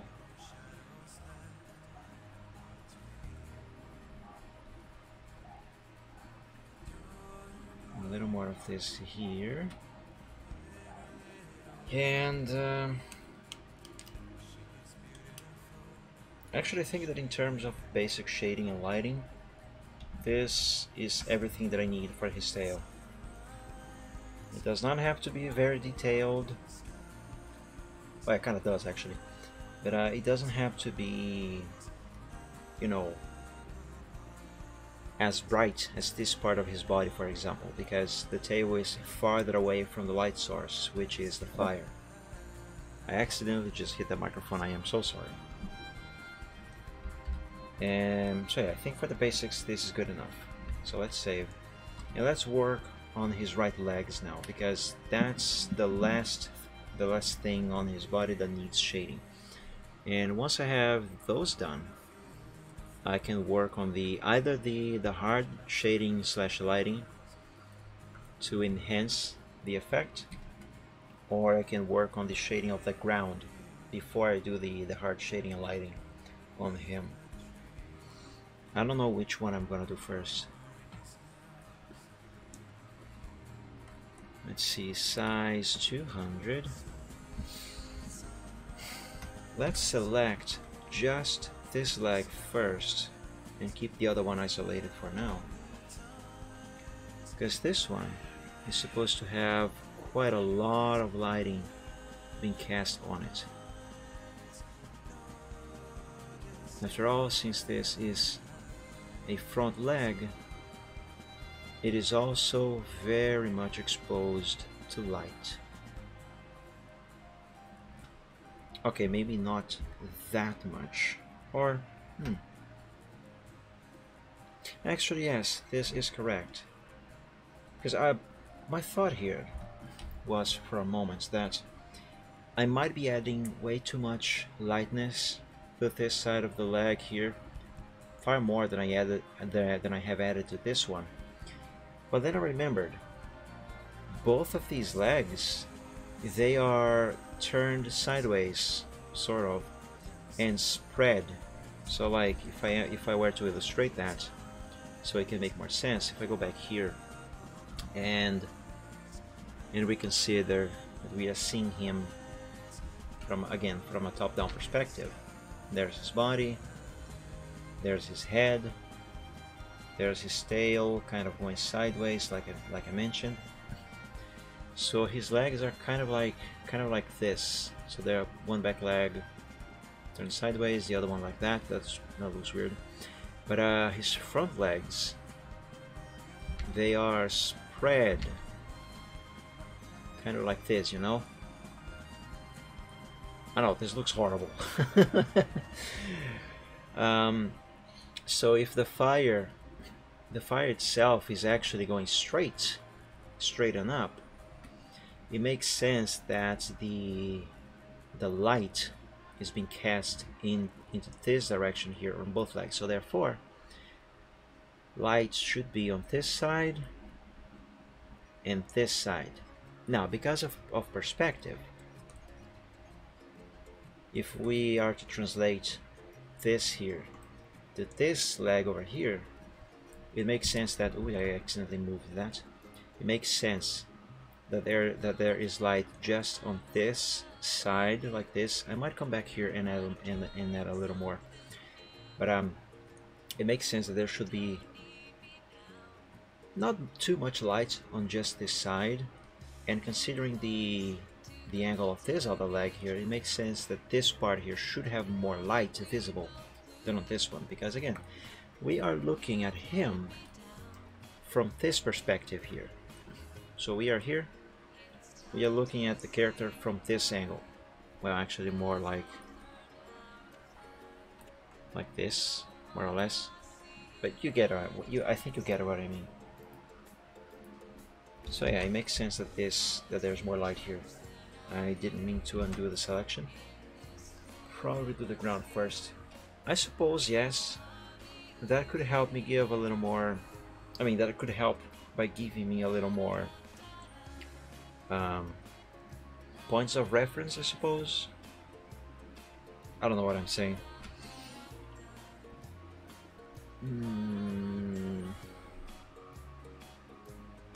What did I do here now? The basic lighting. Okay, so next I gotta make this darker. That's not darker. This is darker.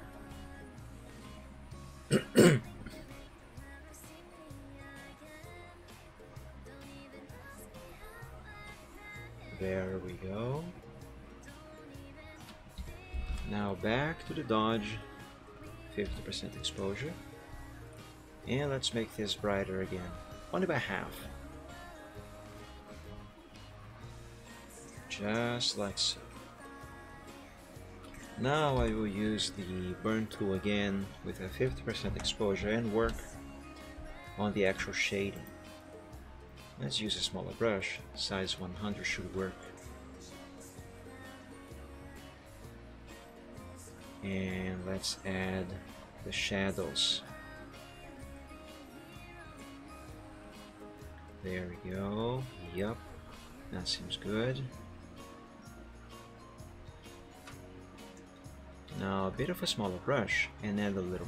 Let's add a little more of these shadows.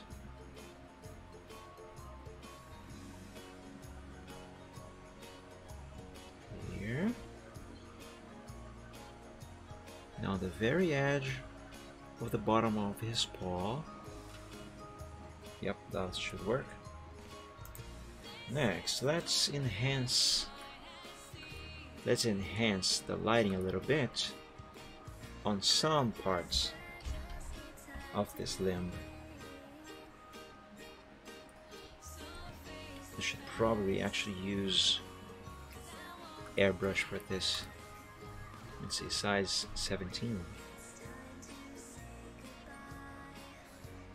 Yeah, but I will use 30% exposure instead. There. There. in there. And let's add a little bit of that over here as well. His scales are not exactly reflective, but some of them obviously would naturally reflect more light. So this should help.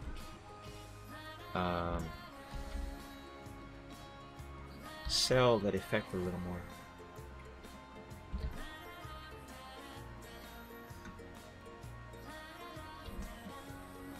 Okay, that seems good. Now I do feel like this leg over here could use a little more enhancing on the shading and lighting. You know, I'm not very convinced about what I have done here. I'm gonna... I was gonna say that I'm gonna keep it for now, but actually I am not going to keep it. Let's undo all of that. Or at least some of it.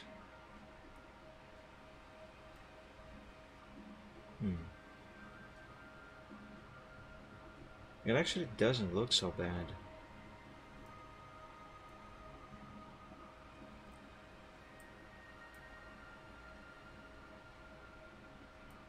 Okay, it doesn't look bad. That is required to be there, sort of. I think it's just the execution wasn't very correct. So let's try again. But let's start with his shoulder here. No, this is not exactly his shoulder, but you know what I mean. Let's do that. And this. And again, I am using the airbrush soft round brush. This time I'm going to use a larger soft round brush here, because I think the problem was that the lighting that I had applied here for the enhancements was too well defined.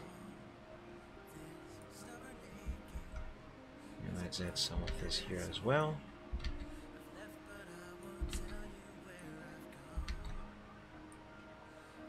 And there we go. Oh yes, that now looks much better. And also more similar to what I have done here. So that is good. Now in terms of the brightness, yeah, it is good. I do think that this leg can use a little more light. Let's go to that leg there, and I'm gonna have to separate it from the body. So let's do this selection again. Invert the selection. Yep, that's exactly what I need. Let's use brush 200.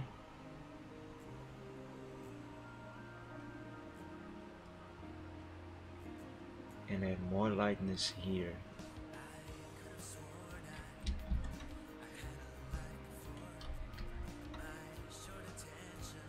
Yeah, that seems fine.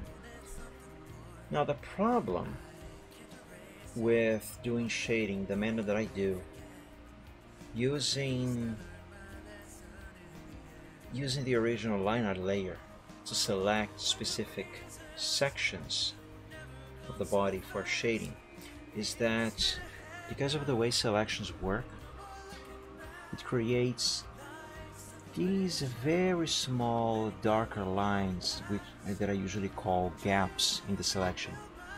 So as we can see here, I don't know if that is visible enough on the stream, there's darker lines going along the line art of his leg over here, which gives the idea that the leg is kind of jagged, if that makes any sense. And I hate that. because it is very difficult, if not sometimes impossible, to fix it. Sometimes. Most of the times. So that's, oops, that's quite annoying. Let me grab brush size 20 and work a little bit on this digit of his paw.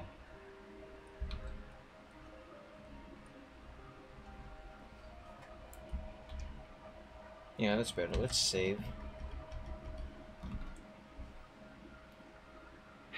How can I fix this thing here?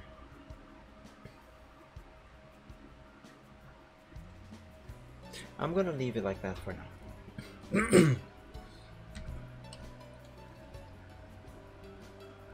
Yeah, I'm gonna leave it like that for now.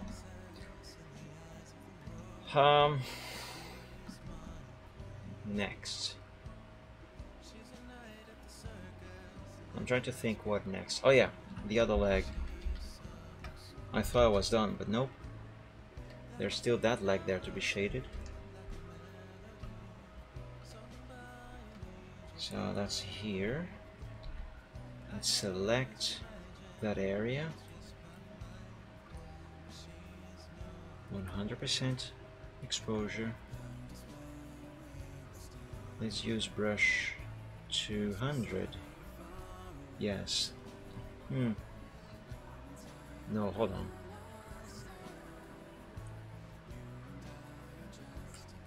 Let's use brush 100 and add just a little lighting. Actually 200 will be better. Add just a little lighting, very little, to this side of the leg. There. When I said little, I meant very little.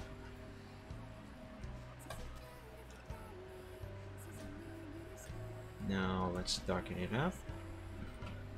That's an airbrush.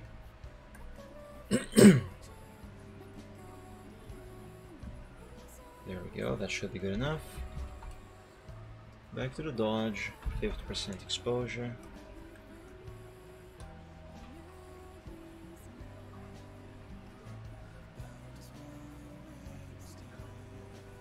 There. And now let's do shading.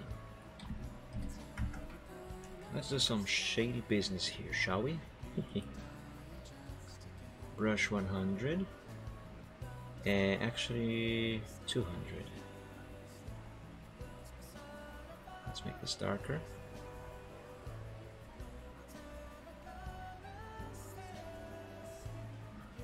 I gotta make this as similar as the other leg as possible. This is not exactly symmetrical, but I do have to bear in mind perspective and angles and all that stuff. And since the fire is going completely straight forward and up, this leg should be receiving more or less about the same amount of light as this one here, and also obviously in the same manner as that one. So it must look similar. I think some airbrushes should help now to dark up the bottom here of this paw.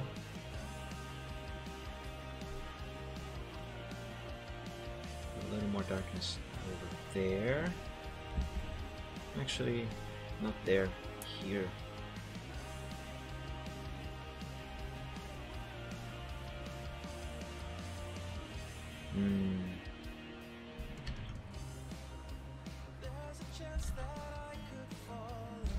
Let's change this to 30%. Oh yes, much better. Shading is fun. I do like working with shading, But my favorite thing is when the picture is complete. I wish there was a button I could press to just have the picture finished immediately. Like push the button, boom, the picture is complete.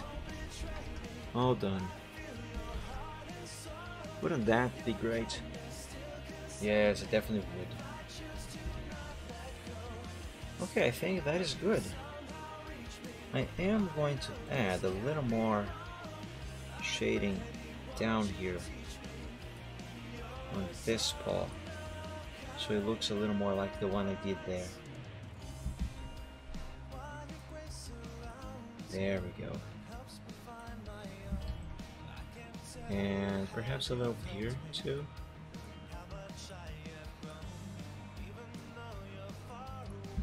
And that was too much. Let's use a bigger brush.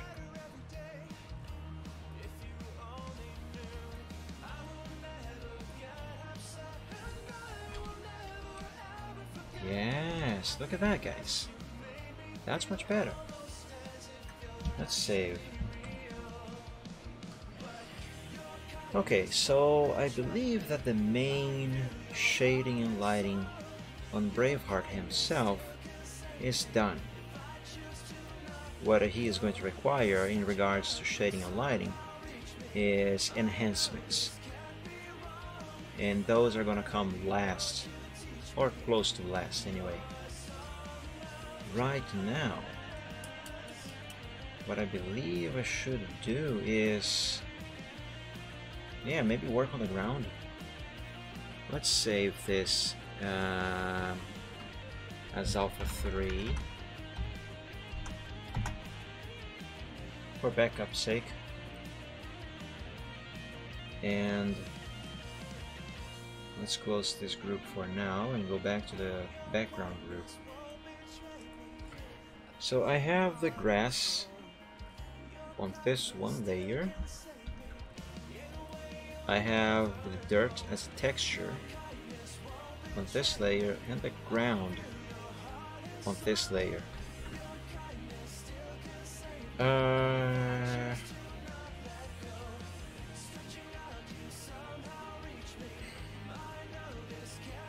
How do I do this? I can't just run the brush all willy-nilly, like across like this, for example, because that's not how light and shadows work. We have a light source here, a big one, so this area here should be lit up. Over there should be darker, I guess.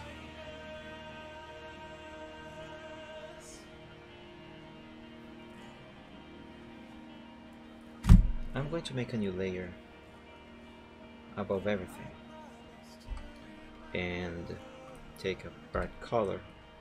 Let's do a little experiment. Brush 500.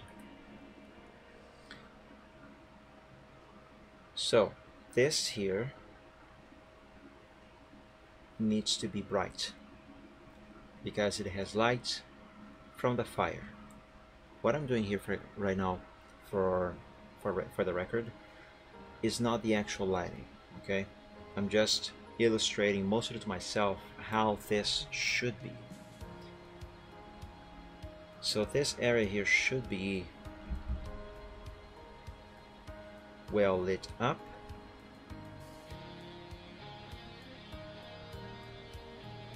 More or less like this. And if I make a new layer below that, let's put a 50% exposure on that one.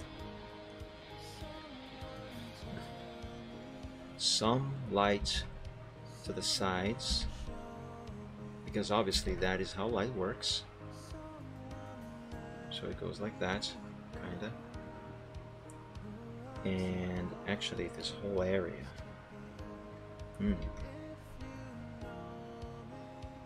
Yes, this whole area.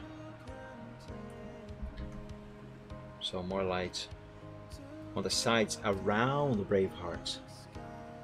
around Braveheart. And to the side, like this. Yeah.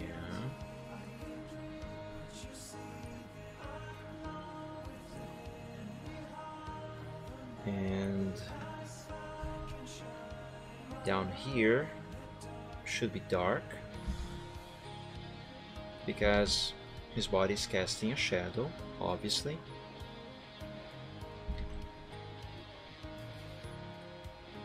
So more or less like this. And his tail is also going to have to cast a shadow.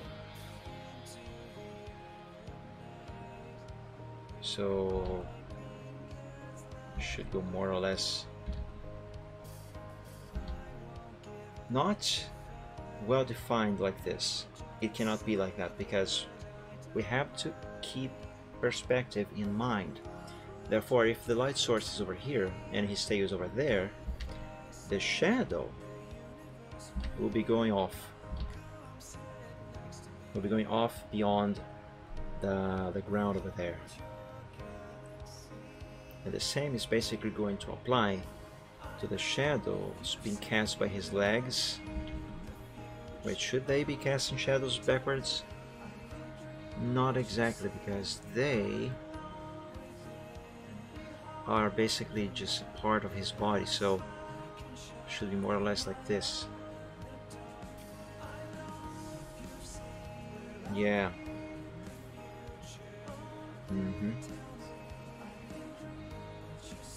And then the areas further away from him and the fire by extension, like here, for example, these should be darkened. So like this. Again, what I'm doing here right now is not the actual shading. I am just plotting how it should be.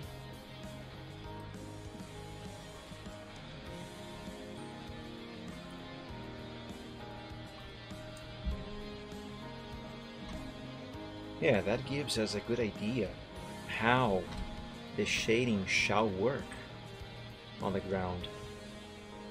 And of course, the flame, the lighting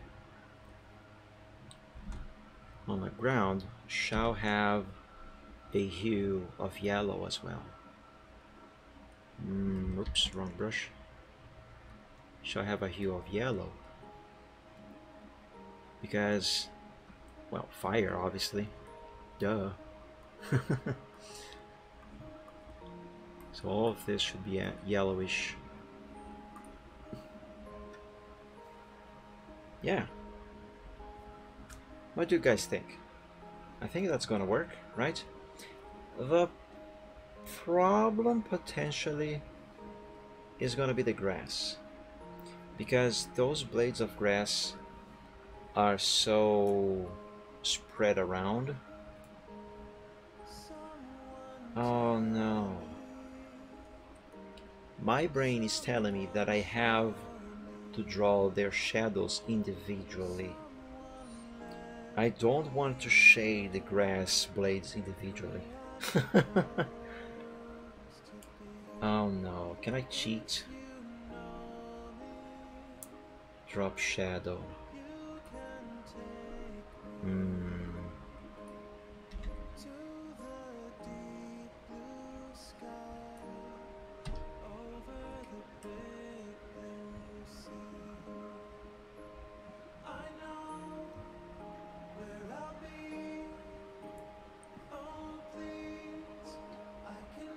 Ideally, if I could use the drop shadow effect, it would be best if I could have it be a radial thing. So like instead of just an angle like minus 90 degrees, so the shadow is being cast on top of these blades. Here, let me zoom in so you can better see what I'm talking about.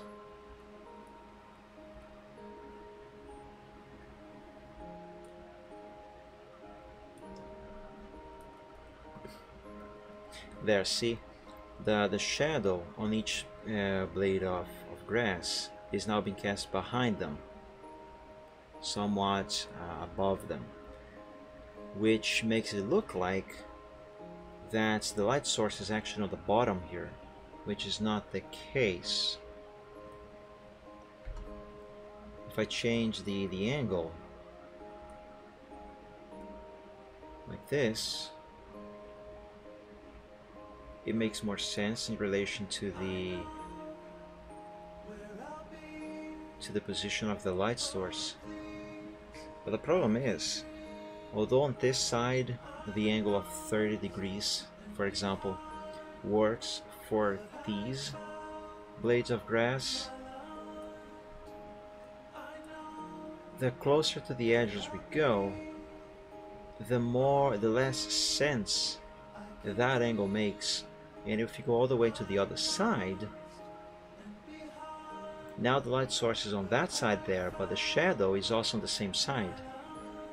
So that makes no sense.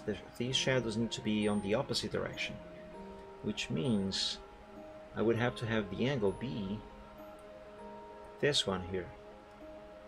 So as you can see now, the shadow on this side is being cast into that direction over there, because the light source is over there above. But now it just basically inverted the problem. While it is correct there, now it is wrong here. So how do I sort this out? And also there's another thing. Let me make a new layer here to illustrate even better. Basically, what I need here is that the shadows on the blades of grass, they go like this. This direction, this direction, this direction, that direction, that, and so on, so forth. So here also, you know,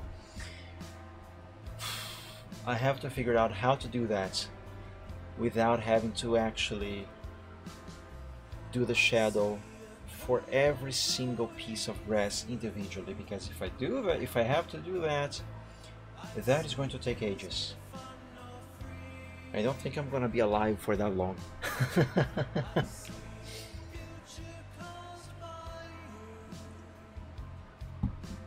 And here's another important detail.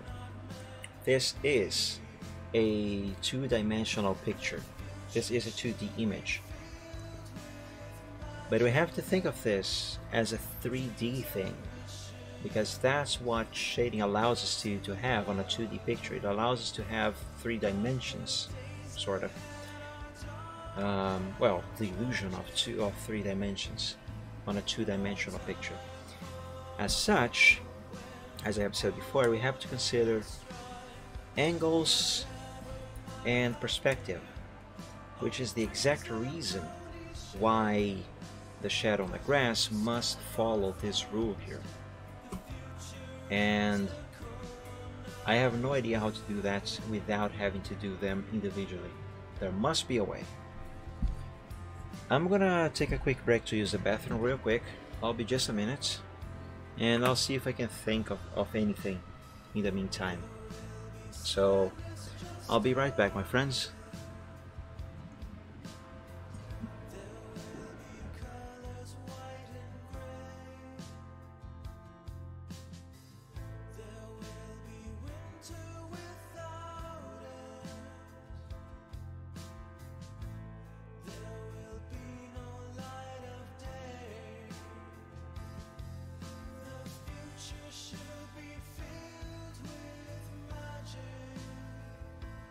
Dreams are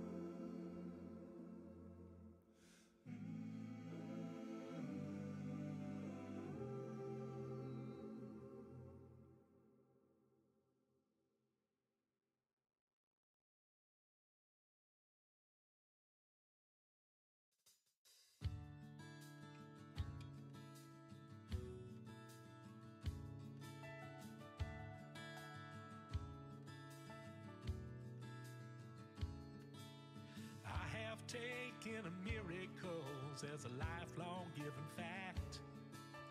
I was born in the backseat of a caboose on a railroad track. Sister tells me I've been nothing but a burden on daddy's back. But Granny knows there's something good inside me. Well, how about that? Alright, my friends, I have returned. Hey, welcome back yourself, Reptane. So, I was thinking, what I need essentially here is radial shading. But again, if I am to do the shading for each individual blade, that is going to take ages.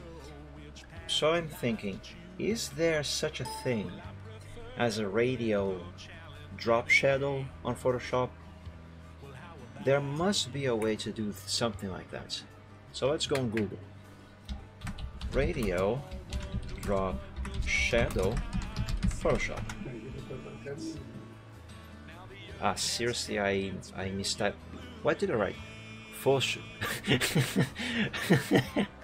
I wrote Phototop. Phototop. Great.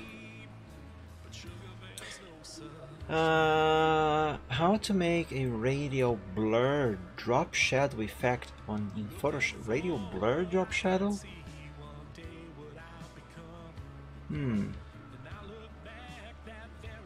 How to use drop shadows in Photoshop? How can I produce this drop shadow effect in Photoshop? Let's see if this is what I am looking for. I don't think so.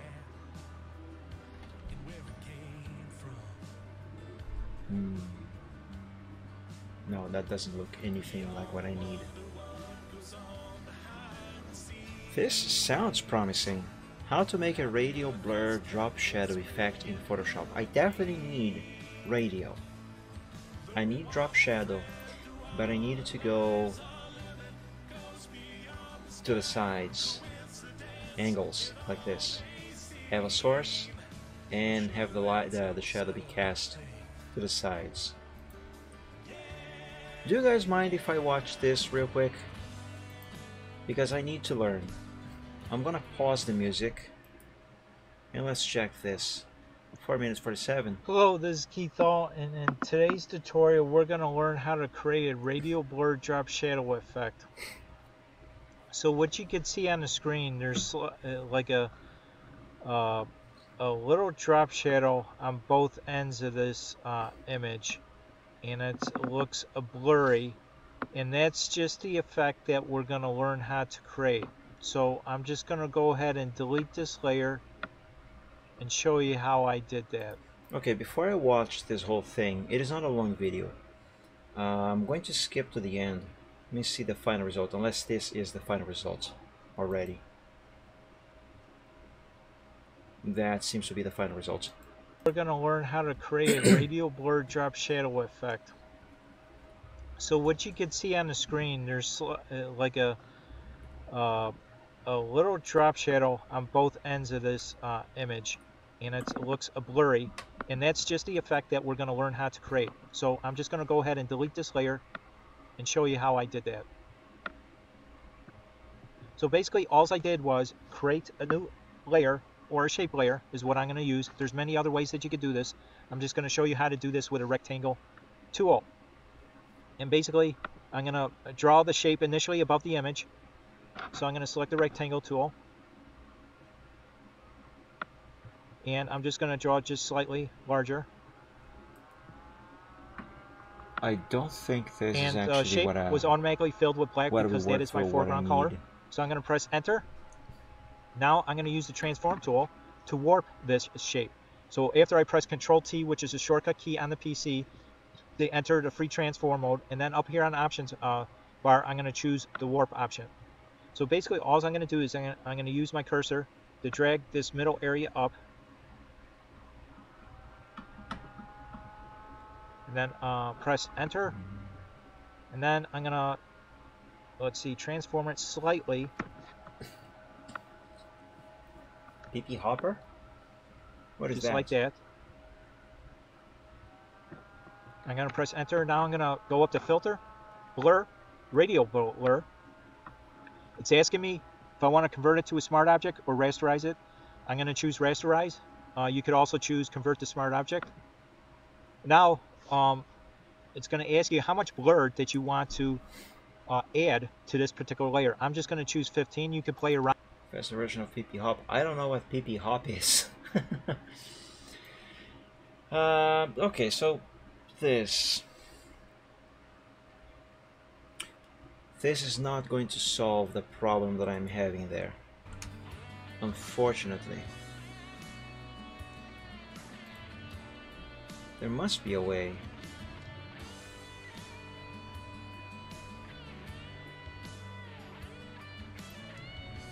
Which is itself an animated hopping version of Happy. That is a big... Ah, okay, yo, you're talking about emotes. Okay. Now I get it. I'm too much of a boomer to understand Pepe. As if I am that old. I am not. What if maybe I can do something... I mean, what if maybe I can do what I need through filters? So, well, not blur. Something's faster on stream. Oh, I see. Yeah, I sped up the video because I didn't want to see through the whole thing. And, you know, just to get to the point already, which unfortunately is not what I need. Maybe there must be something that I can use here. Pixelate, render, fiber, lighting effects. Whoa. Whoa, hold on a moment. Oh, hold on. Wait a second. Wait. Cancel. Let me hide these sample layers. Wait a second. Filter, what was that? Render? Yes. Lighting effects.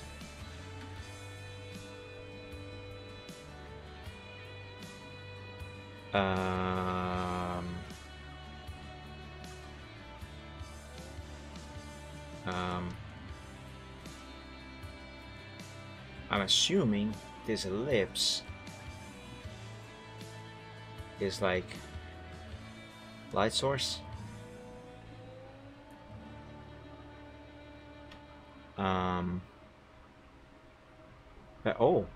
Oh, I see. Okay, so this ellipse over here, that's the light source,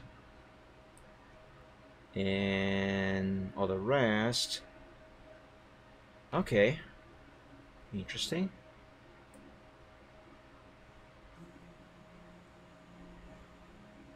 Interesting.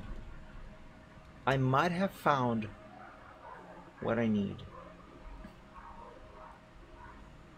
Interesting. Let's tilt it this way and make it not bigger, but wider.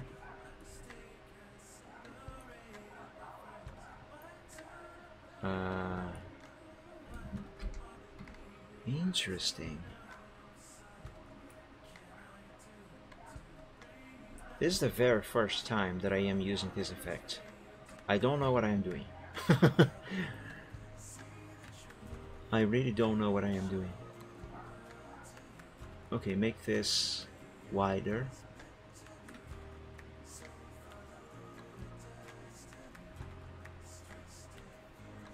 And turn a little more.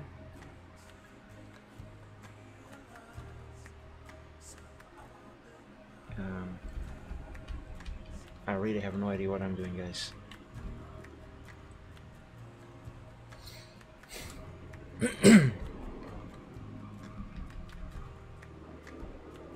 But hey, it does look like it does give off the kind of shadow effect that I need. Oh.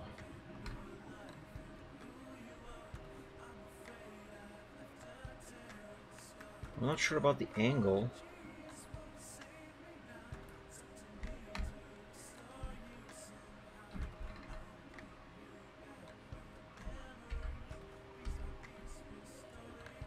Well, Photoshop is processing something. No! Photoshop has crashed. Crap. The effect was too much.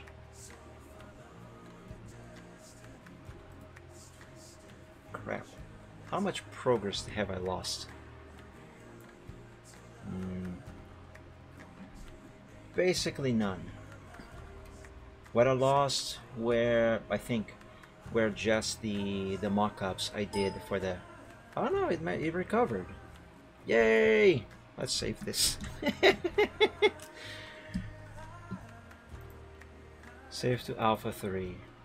Could not save because that document is currently open. Oh. Okay. Here.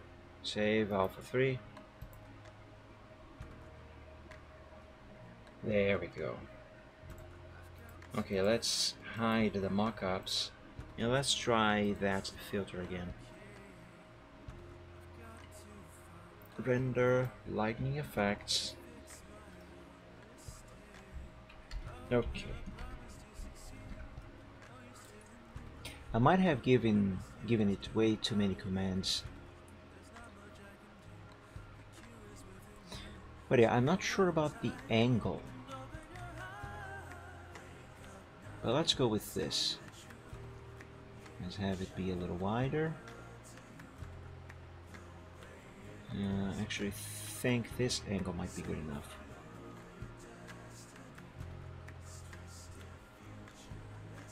Yeah?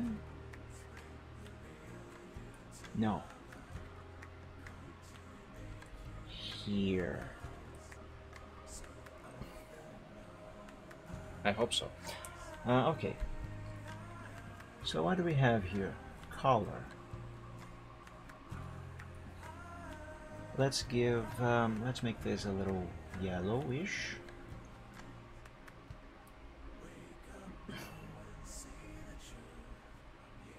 Yeah. Colorize. I don't know. That yellow too, I guess.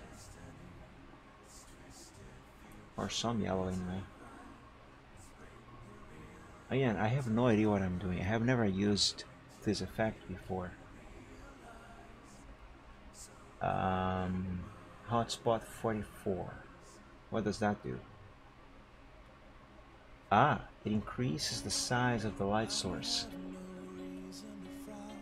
Okay.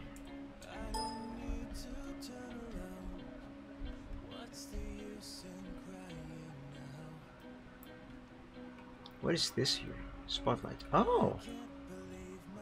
There's an icon there. Nice. Okay. Let's make these light spots smaller.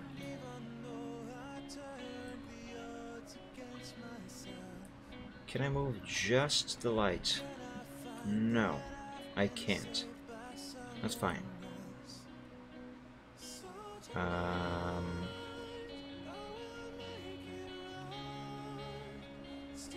Change this back to 44 as it was. Color intensity 25. Let's increase this. Let's see what this looks like. Okay, I get it. Keep it at 25.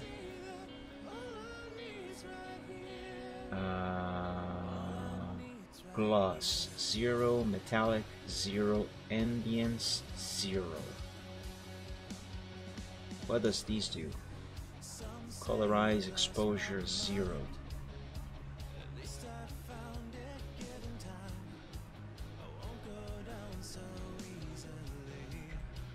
Okay. Gloss.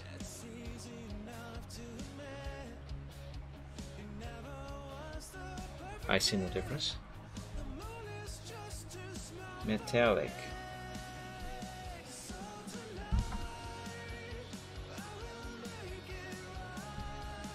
I don't know. What about ambience? Oh.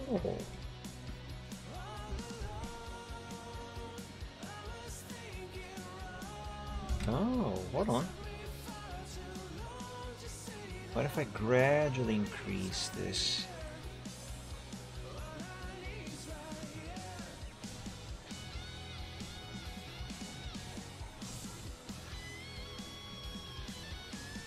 Okay, gradually is too slow.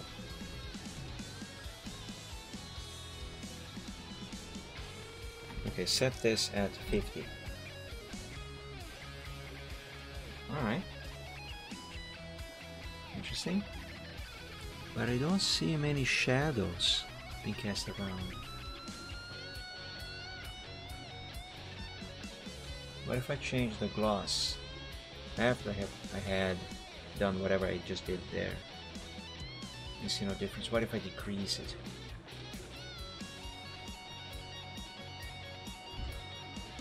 Yeah, I don't really see much difference.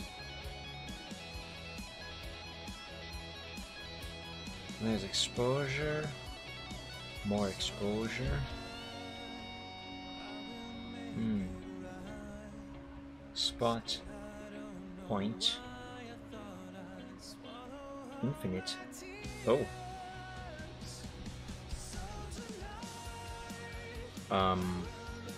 What is this? Oh. Okay.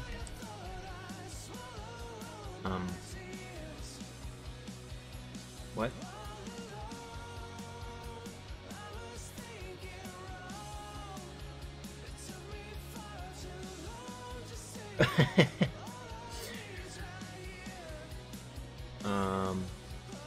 What am I doing?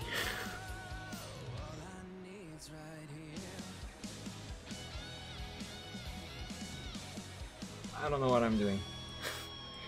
Go back to spot. Oh no, I undid everything. That's fine. Make this a lot wider.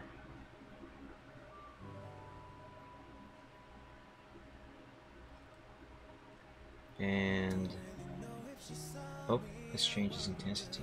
Interesting.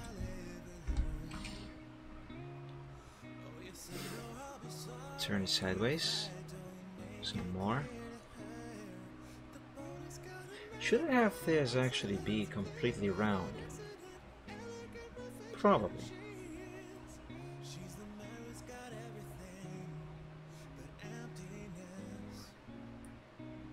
Okay, let's have it be completely round like this. And oopsie daisy. How do I change the size without changing the shape? There we go.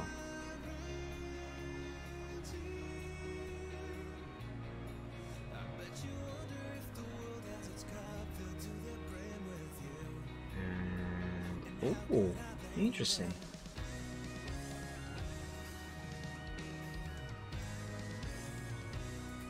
I have no idea what I'm doing, but this is interesting.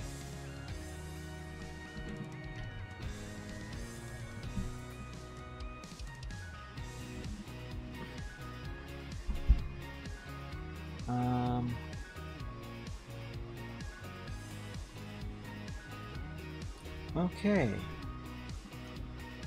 I mean, it is not exactly casting, making the grass actually casting shadows, but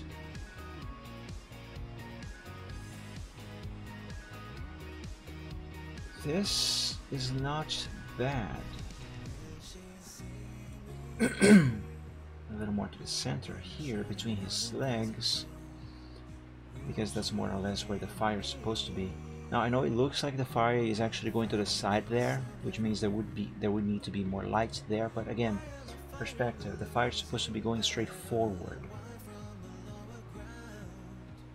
Forward and up.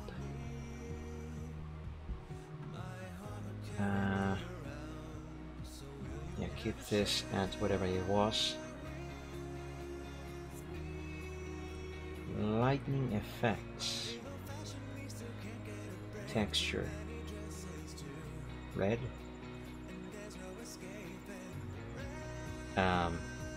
What?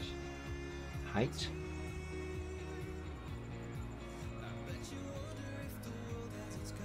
I don't know what I have just done. Okay, keep it like this. Wait, there's more stuff here. Lights.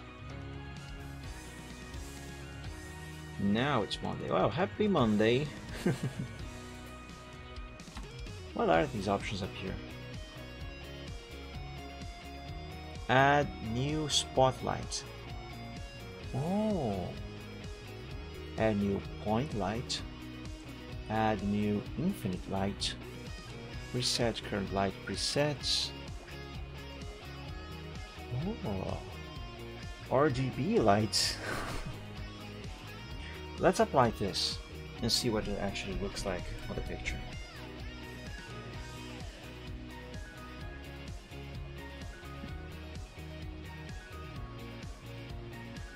Okay, this is definitely interesting. However, it does not really do it doesn't really do what I need it to be done. It is very interesting, however. And this tool is definitely something that can be really useful for me in the future. I just have no idea how to properly use it.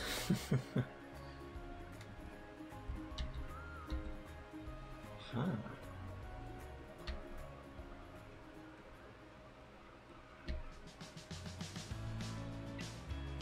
Let's play around with a little more of that. Render lightning effects.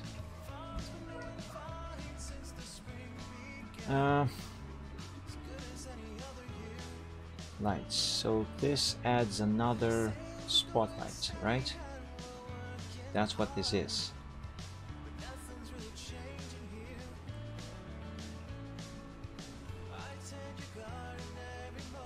Interesting.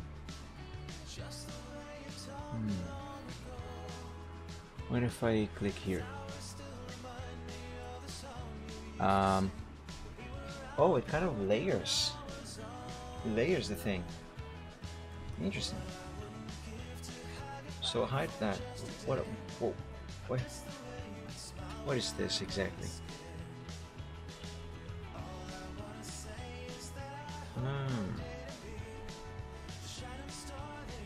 Scale.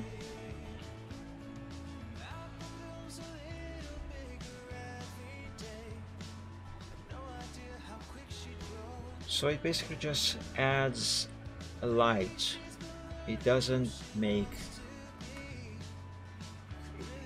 cast shadows. That's the thing.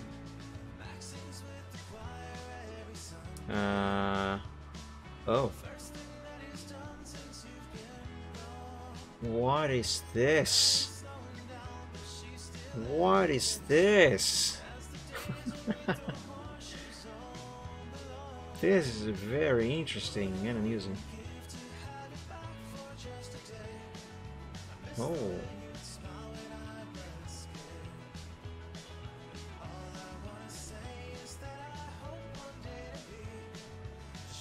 This is fun.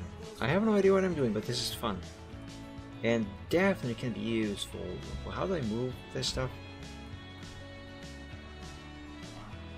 What does this button do? Okay, it resets the thing. Crossing down.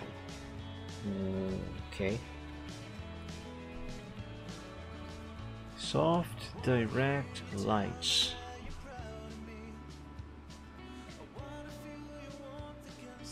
Interesting.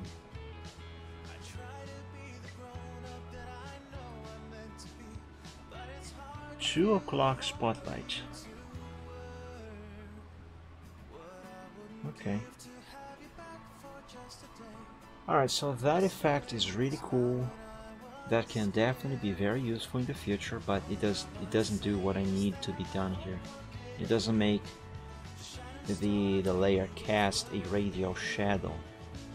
And I need radial shadows. Stylize.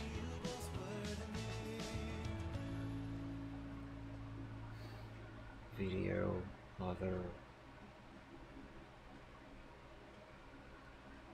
What if I just had a thought. What if I duplicate this layer, make it be completely black, have it be underneath the original layer. Okay, yeah, and let's go to Filter, Blur, Radial Blur.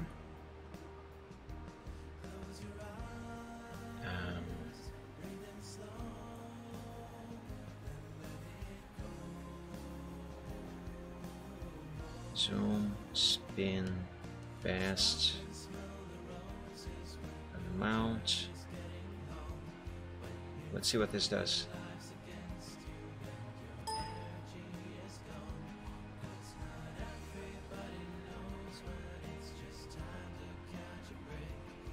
Okay, it did something.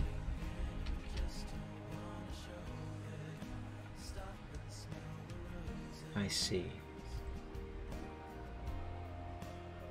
Let's try again.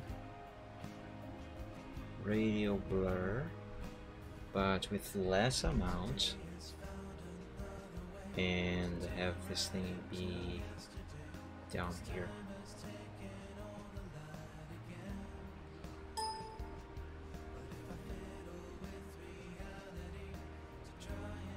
Interesting.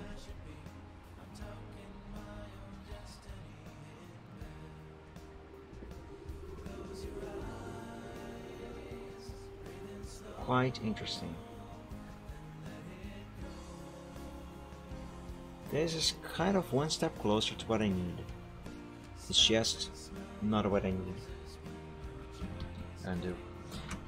Is it possible, maybe, to do this with some other art software, perhaps? What do I have? I'm pretty sure that I'm not going to be able to do it with Manga Studio. Definitely not with Corel Draw. Maybe with Paint to Sai.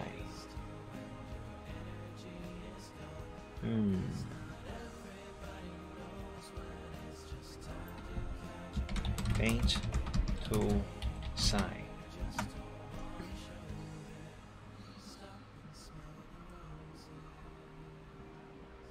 I have never used Paint to Sai, by the way. I tried learning it, but then I tried doing something that I'm used to doing on Photoshop and I couldn't figure out how to do it, and I kind of gave up.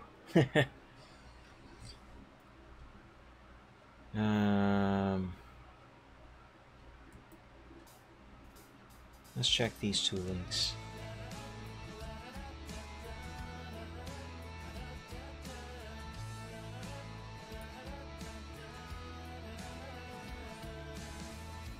No, this doesn't look like it's what I need.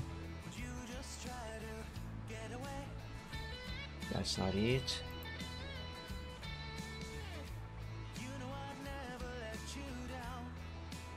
Paint to Sai tutorial, Shadow by Witch of Stories on DeviantArt. Nah, this is not what I want.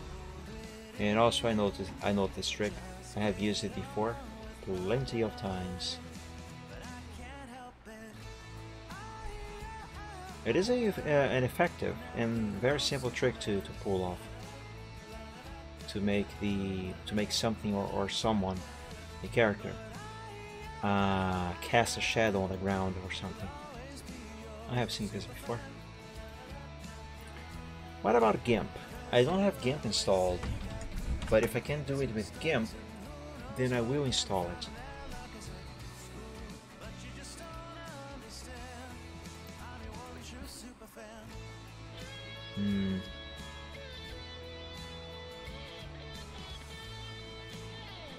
No.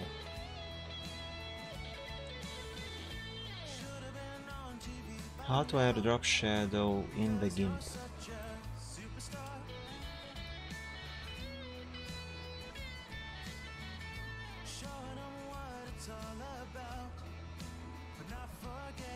Blur radius. No, don't, that's not it.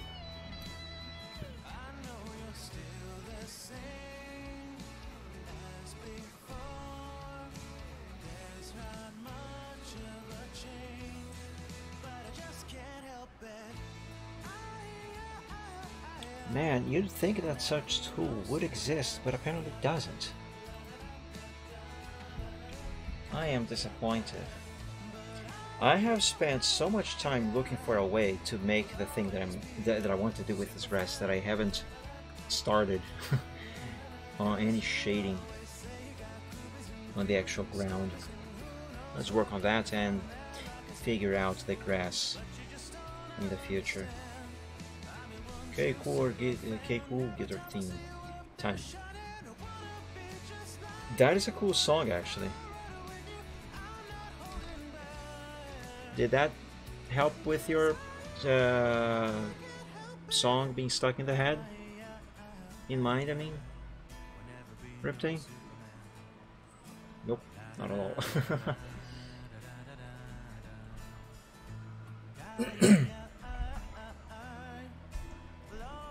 Will help if I say Rick Astley.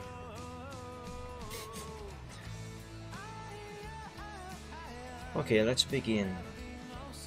Actually, let's hide the dirt texture first and do just the ground base. And maybe a smaller brush. Size 500. That's 5,000.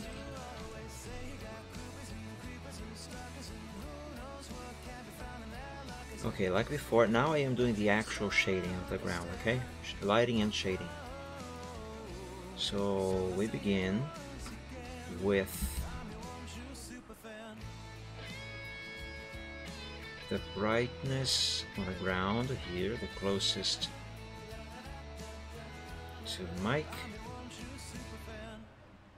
and move on with a larger brush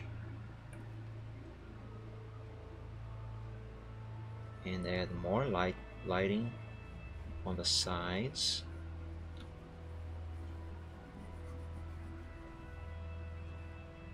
How am I gonna do the lighting going around him though? How do I make that convincing? Probably should try airbrushes.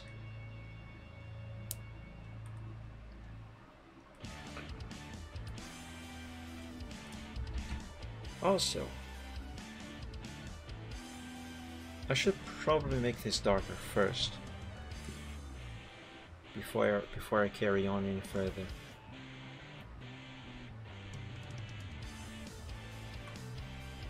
Oh, this song playing right now is really cool.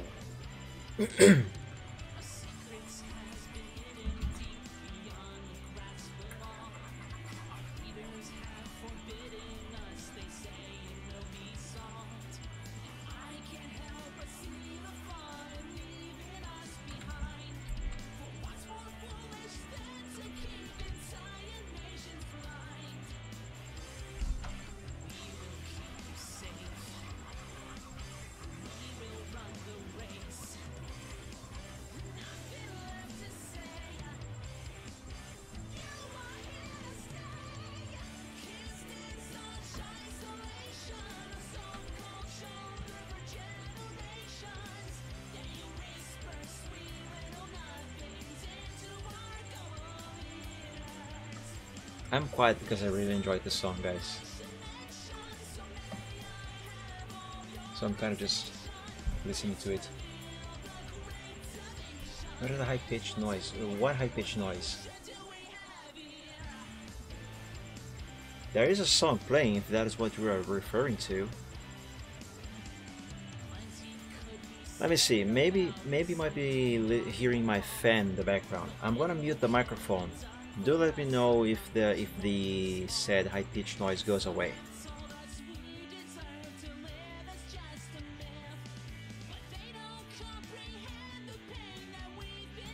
There, did it go away while the microphone was muted?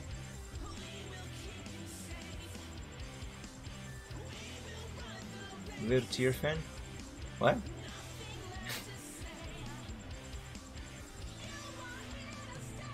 I don't get it.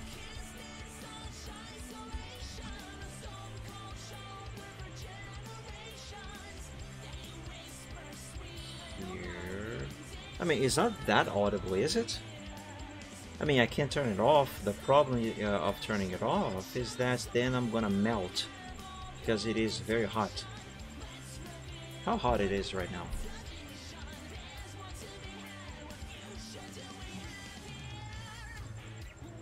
(30°C outside, but believe me, it is warmer inside.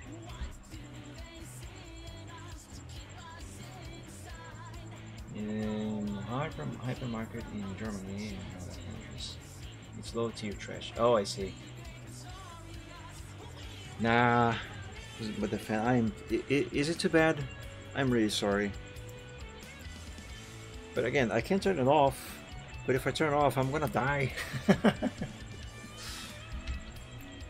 And yes, I did pay relatively cheap for this fan because I cannot be spending much money on stuff. And have a fan around here is a must.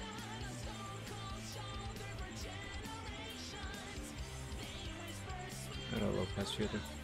OBS already. My OBS here already has noise filters to diminish background noise. But I guess this fan, actually this fan is kind of in need of cleaning, so maybe that's why it is louder than it probably should be. That might be it. Okay, about this lighting and shading here, I'm not entirely sure how to make this actually work properly. What if instead of using this traditional method of doing the shading and lighting on the ground, you know, using the burn and dodge tool, what if I use that new, it's not new, but what if I use that tool that I was toying with just a moment ago? Let's experiment with that. Render lightning effects.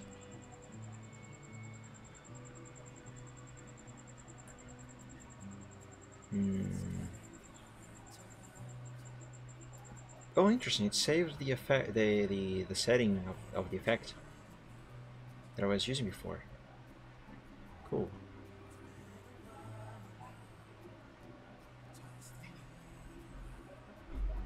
And noise just stopped. Oh, good. I am very sorry for that, Riptang, and everyone.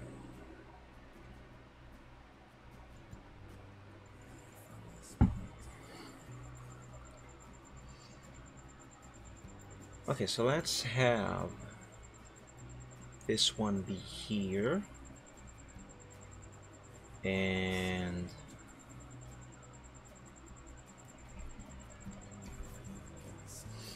let's make this longer. Not quite like that.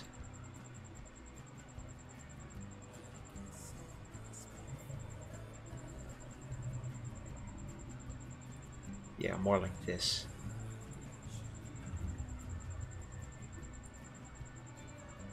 And tilt it a little more. There. Okay, let's keep that one there. And let's add another one. Can I move this up? Doesn't seem like I can. What is this over here? Oh. Oh. Oh, interesting. This is kind of like a diagram of where the light is coming from and where it's going. Interesting. Very, very interesting. Okay.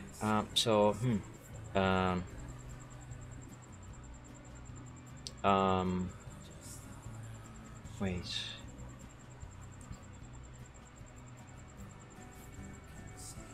Bring it down.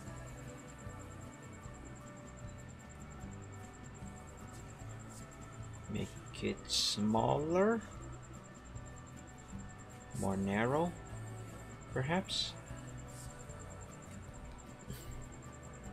Turn it to the side.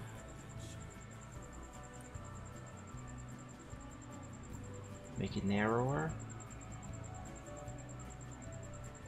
Yeah, kind of like this, I guess.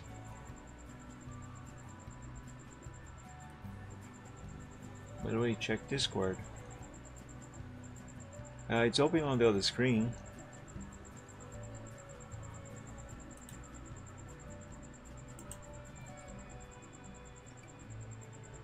That's Audacity. What am I looking at?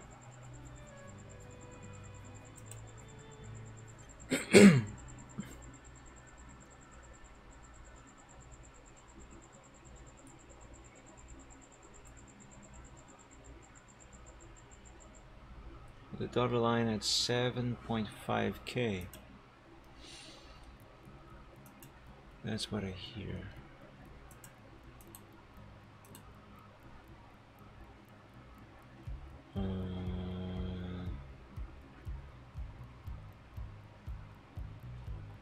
Is that from my stream? Is that from my audio? Because I'm really sorry, I can't do anything about that. Well, maybe I can, just I'm not sure how. Yeah, that. Oh my god, I'm so sorry. I just turned it off. Did it stop?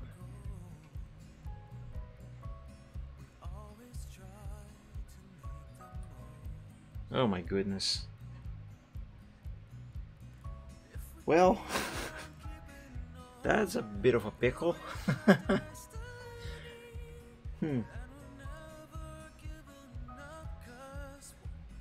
I am very sorry, but I cannot have this thing turned off. I can't.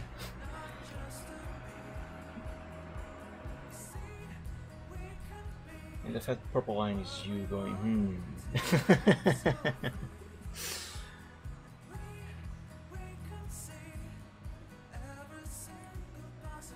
Alright.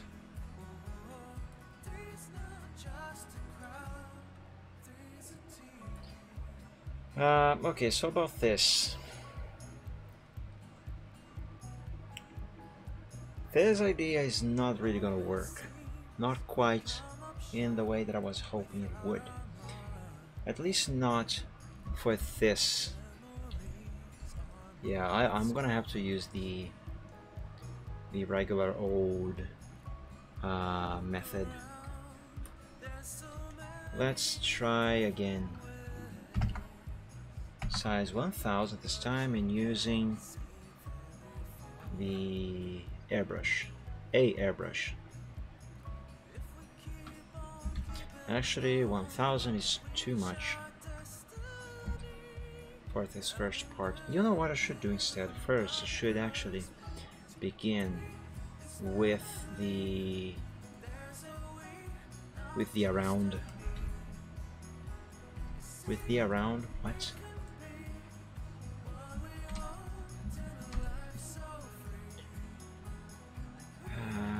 So light here.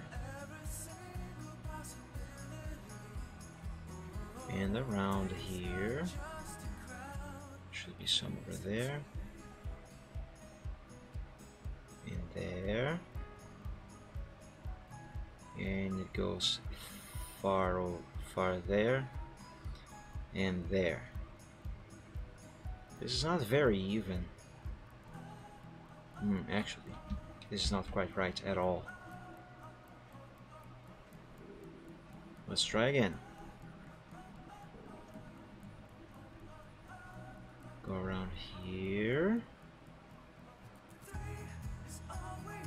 It doesn't have to be symmetrical. Actually, I don't even think I can make this symmetrical. I shouldn't at all, but it has to look similar on both sides. Must look uniform. enough.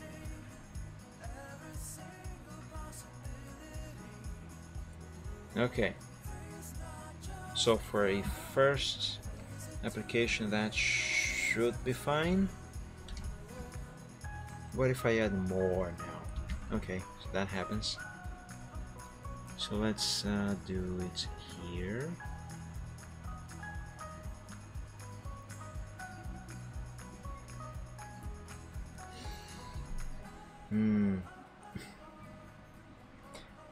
It would be good if I can make this have a little more gradient, you know. Oh, you know what perhaps I can do? Let's undo this. What if select the ground base, let's make a new layer above it so I don't mess anything. Give me the paint bucket, gradient tool, yes, radial, and this, I guess. Give me the color set for the fire. There. Give me this shade of yellow. And let's see what happens if I do this. That's a brush, not the gradient tool. Oops. Okay. Alright.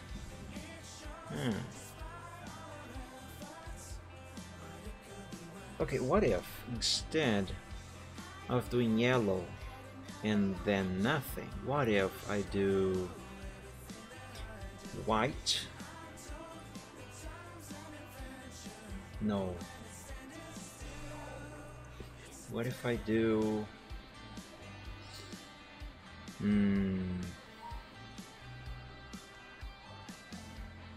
this shade of yellow to black, so this. Okay. Alright, let's make a new file with a very large resolution, 5000 by 5000, and let's copy this ground. Oops. Let's copy the ground and paste it over here. Oh, this is not a big enough resolution. I need this resolution to be a little larger. By the way, you might hear some voices in the background. That's my brother talking to my dad at the door. He thinks that the microphone doesn't capture the other voices back there. So that's why, in case you're wondering. Well, I thought 5000 would be enough. It's not enough. Let's do then 10,000 by 10,000. There we go. Now that's good enough. Alright, so now we have the ground here. Let's make a new layer above it. And on this new layer, let's do this. Okay, that is interesting. Let's copy whatever I have just done here. And let's paste it here. Give it a 50% opacity so I can see what I'm doing. And okay, that might have been too big, but it looks interesting. It definitely looks interesting. Let's make this a little smaller, shall we? Near bicubic smoother. Make this smaller. And oh, you know what? Make this smaller and wider. Make it wider like this. And put it more or less around here. Now let's bring this up a bit more. And apply. Okay, that seems fine. Now, yes, there is a lot going on outside of the ground layer, so let's get rid of that. Let's select just the ground, invert the selection, and now let's erase what's out there. Give me a hard, round brush with a big size. That's a very big size. And that should do it. Yeah, there we go. I mean, it's not great, but it's not terrible. I think I'd give this a 3.5 Rodigan.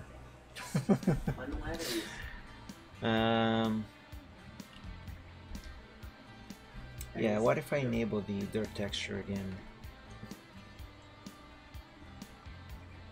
Yeah, that's not so bad. So now, wait, what if I have this? Yeah, let's keep this at, no, let's change this to 100% opacity,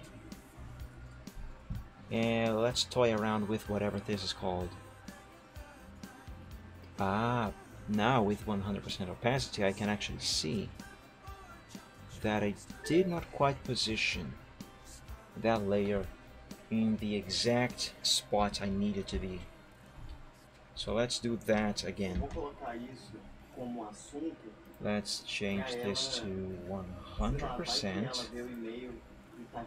And now that I have the texture visible, I can actually see what I'm doing without actually having to change the opacity of the layer.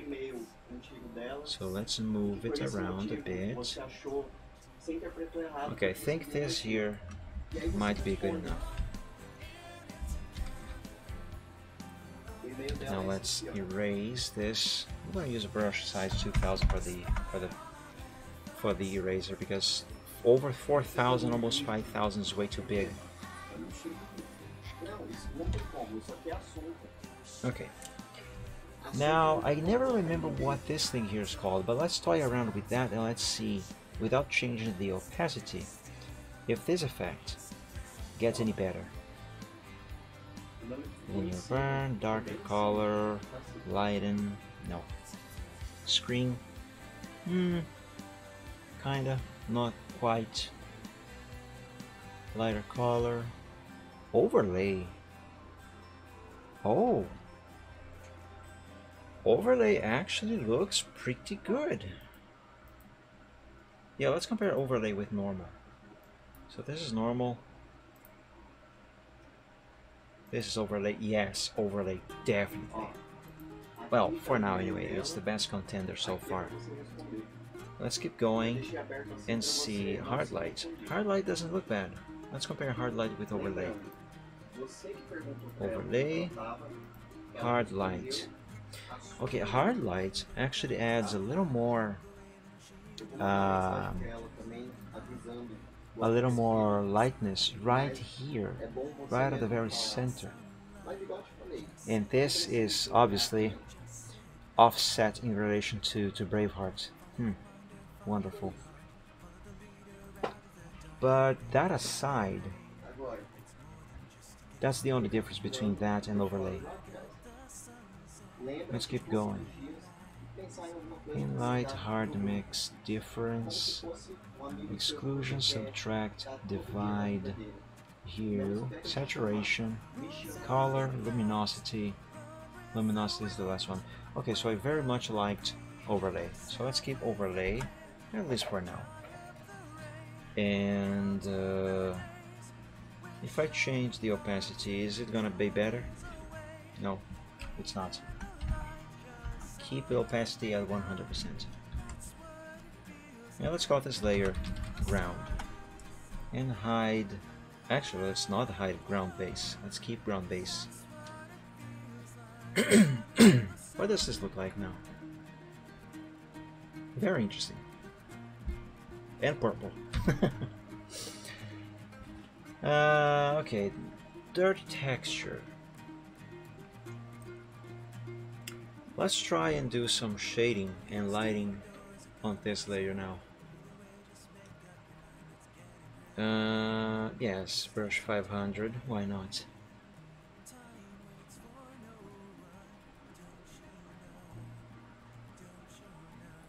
Is this making a difference? Hardly. Quite hardly. It's probably going to make more of a difference if I apply this to the layer below. Yeah, it does. Interesting. So in that case, what if I do this? Actually, let's do that here on ground base, which has nothing. So yeah, perfect for the application of this. And it goes to the sides like that. Nice. Very nice.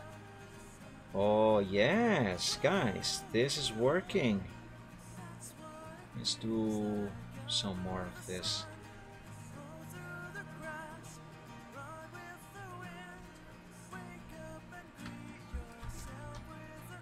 Yeah, much better. Though probably not with the second pass. Okay, so this is much better, definitely. What does it look like with grass? Alright, doesn't look bad. Doesn't look good either because the grass has no shadows, and the grass is supposed to have shadows, unless I just remove the grass completely. Which actually I might, because I really do not want to draw shadows on each individual blade of grass. I really don't. Let's keep the grass out of the picture, literally, for the time being. Let's save.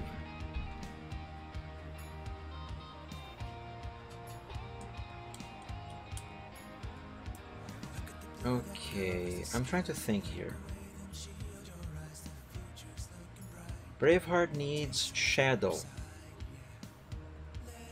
He needs his shadow to be cast on the ground.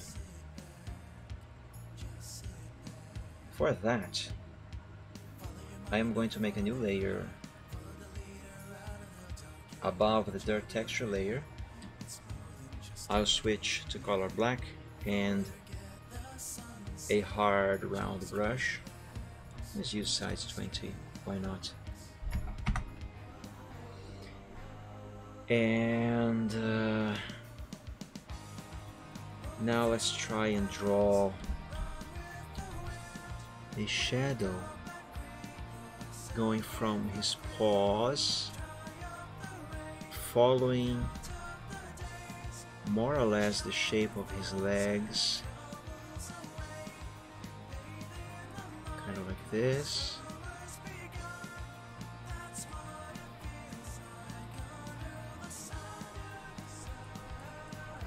Okay, this is not quite done yet, not perfect enough. Not that I'm actually gonna try and go for perfection, but you know what I mean. Just not good enough yet. Let's add some more of this down here.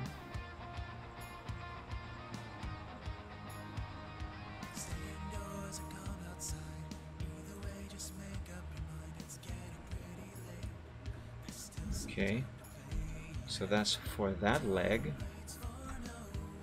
Let's do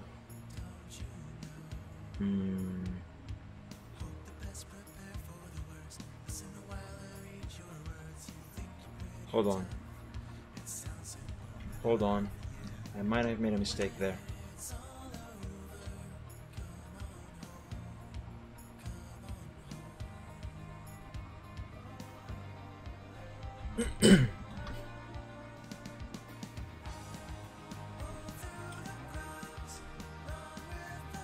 Let me think. If the light source is here, okay, light source,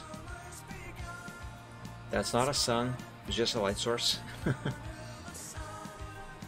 And he has one leg spread like that and the other one like this. Actually, all of this should be a light source. Okay.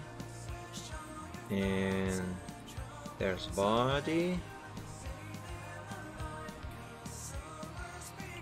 The shadow being cast by his front legs should not be angled like this, right? It should be angled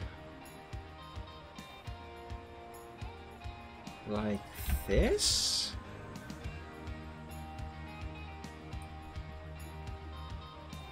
Away from him.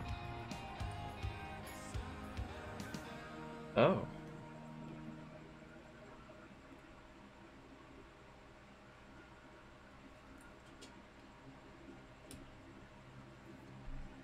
Am I correct?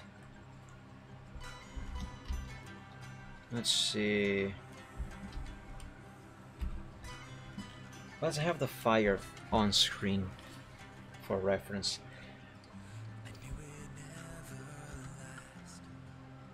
But well, I suppose this here would kind of make sense.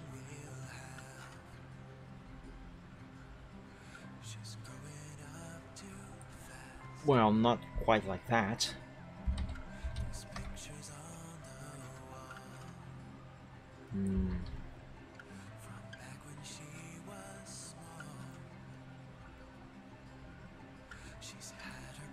Yeah, this actually does make some sense. But should perhaps I begin with the shadow of his body, the body itself, and not the legs? Perhaps. Perhaps. So let's use a larger brush. Give me size 50. No. Size 100. Yes. And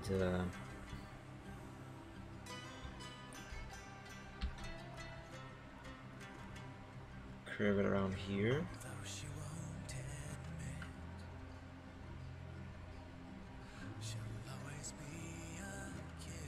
Oh, actually all of his shadow should be cast. Why did he stop applying the effect? The brush. All of his shadow should be cast outwards. Kind of like this.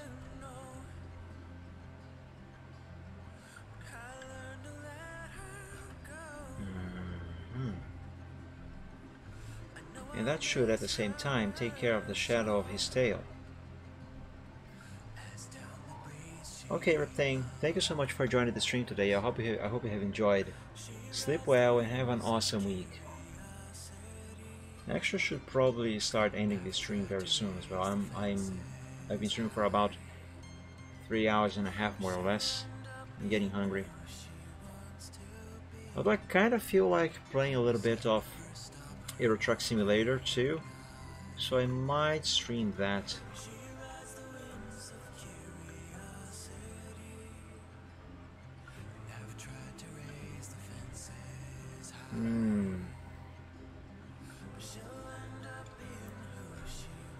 Okay, what if I add this for his leg? For that leg anyway. Doesn't have to be well defined enough. Check it out off stream.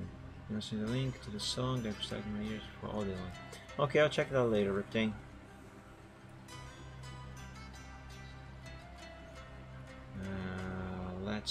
Let's round this part a little bit more.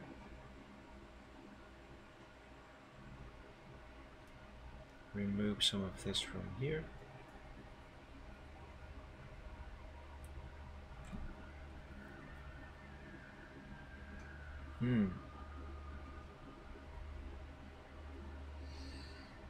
Guys, I have no idea what I am doing. Let's warp this.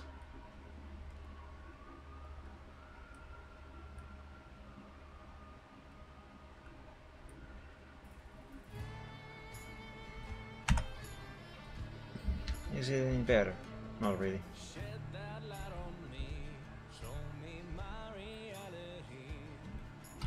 Delete.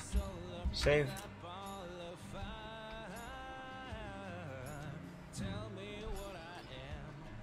This is something that is going to require a lot more thought.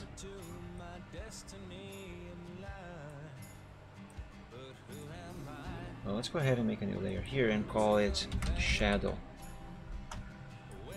And do nothing else, just save. Actually, guys, I think I'm gonna stop here because this requires a lot of thinking, and I am not quite sure I've got the mind to figure out the angles of the shadow now, because I have done similar shadows. I mean, I have done shadows on pictures that were being seen at a similar angle like this. The thing is, the light source on those pictures, light source was positioned on a different place, which made figuring out the shadow far more easy. On this one, on the other hand, the light source is pretty much mostly above the object, in this case the character, Braveheart here, the object that is casting the shadow. And I have never done it like this before. I can do it, I just haven't really realized how. So I think I'm gonna stop here for the moment and let my brain cool down, and by the time I get back to this picture, I'm pretty sure I'm gonna figure this out more easily.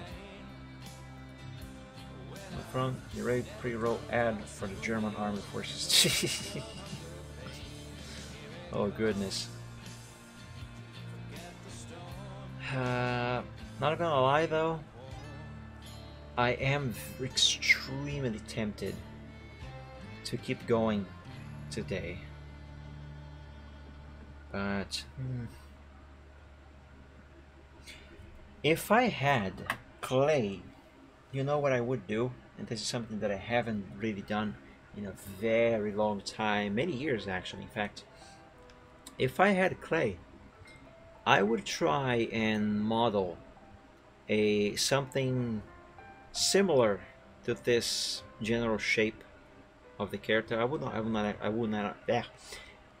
not actually try to sculpt Braveheart, although that would be awesome if I could do it, but I can't. I would just try to do something that kind of resembles this, so I could study the shadows. You know, basically light and shadow study. So I could see, I would put a light source more or less where this fire is supposed to be on the picture, and I would observe from more or less the same angle and see how the light works on the background here on the floor. Yeah, that would be a way to do it. Do models on Gmod cast realistic shadows? I don't remember. If they do, then maybe I can do that light study on Gmod. Ah, I think they do. Okay, you know what? Let me start Gmod. I'm not gonna be playing Gmod today, I just want to check that out real quick. Although the game is going to take a little bit to load because I do have a bunch of add-ons. So, start the thing. I agree with whatever you say.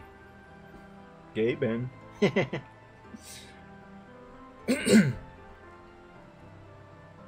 But while the game loads, I'm not gonna have it on the screen. Hopefully, I'm not gonna have it on the screen.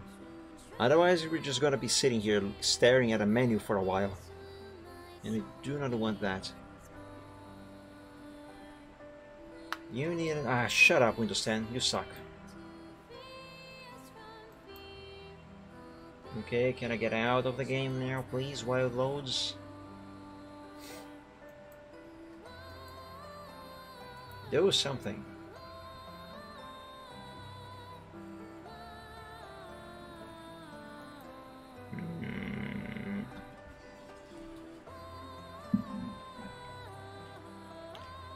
Believe me, on the old computer, the 11 years old Core i5, this game would take far longer to load.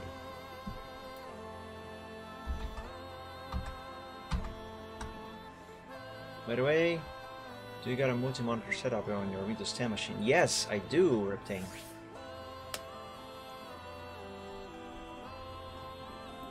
Ah, there we go. Okay, so the game is loading in the background. And now we are back here to Photoshop. While that happens, let me see if I can do anything else here before I do the light/shadow study. Kind of feel like the ground could be a little better. Not sure how. Just kind of feel like it could. Oh, I haven't applied any sort of shading to the texture itself. Should I? Let's see. Let's increase the size of this brush to 1000 and see if it makes any positive difference. Maybe if I light up the whole thing. Did you notice an update a few months ago where it would disable a monitor when you turn it off and throw all icons to the other active monitor? I usually have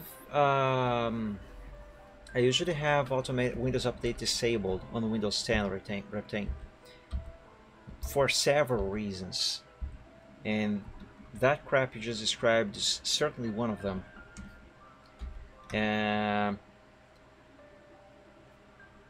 When you say when you disable a monitor, do you mean just turn it off, like press the power button on the monitor or put it off the power, but actually still keep it plugged in to the graphics card?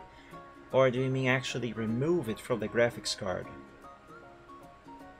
Because if you do mean the removing from the graphics card, then yes, I have experienced that pretty much forever, always. Power button off. Okay, no, that I haven't.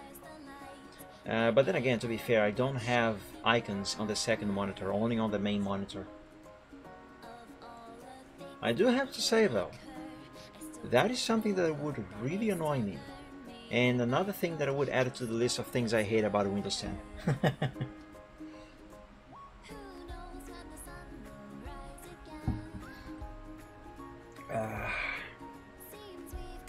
What if I play around with this here for the ground texture?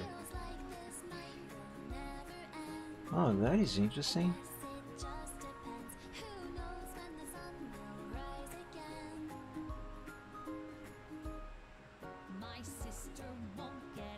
Difference looks quite, I don't know, subtractive. Ew. Curious. Hue, saturation, color, luminosity. Yeah, none of these. I used to here all the time to use my PC from abroad. Oh, that really must suck, Reptane. I definitely can imagine. I definitely can imagine. You know something that I actually it's not quite that, but something that I really hate about Windows 10. Let me see if I can show that. So on Windows 7, let's say for example that, I don't know, that I have these 4 icons over here, okay? So they are like that, and hold on, how exactly can I simulate this?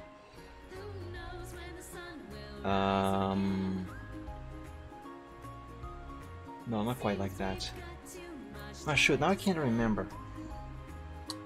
There is this thing on Windows 10 that doesn't happen on Windows 7, where you have the icons on the desktop on a given position, and you want to, like, for example, if I want to just move all of these together, you know,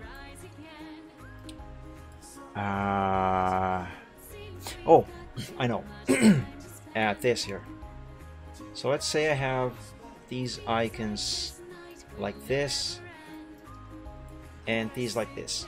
Okay, I want these to be up there like it was before, and these to be down here. On a Windows 7, what I could do is I could select all of these and wait, not quite like that. Oh my god, how was it? I run into this issue so many times on 10, now I can't remember. Oh my god, now I feel stupid. Because the thing is, depending on the way the icons are organized on Windows 7, they will pop exactly to the place where you want them. But on 10, they are just gonna mess up even further, and that is extremely annoying. I already know what you mean. I hope so, because I have no idea how I can demonstrate this, or even how to explain, because I can't remember exactly how it goes. All I know is that it is extremely annoying, and I hate it. Oh, okay. Gmod is done loading. Let me load. What would be a good map for experimenting with light? Probably something flat, like flat grass. Flat grass ramped. Okay, let's load that, and while that loads, let's go back to the desktop. But yeah, that is something extremely annoying that I really hate. Actually, I think it is going to happen if I move these icons here. I just don't remember how exactly they have to be moved for that to happen, and honestly don't want that to happen because I hate organizing my desktop. But yeah, really annoying thing. Now, while Gmod loads the map, and I will know when it is done loading, let me see if I can improve some lighting here. Let's add some effects, perhaps, to the ground. Yeah, let's add some effects to the ground. Let's create a new layer, swap colors and the tool, go to the brush. Let's use a soft round airbrush of size 500. Before the update, if I would connect to my PC, I have 2 monitors to switch around to. Now after the update, I only have 1. Oh, that sucks.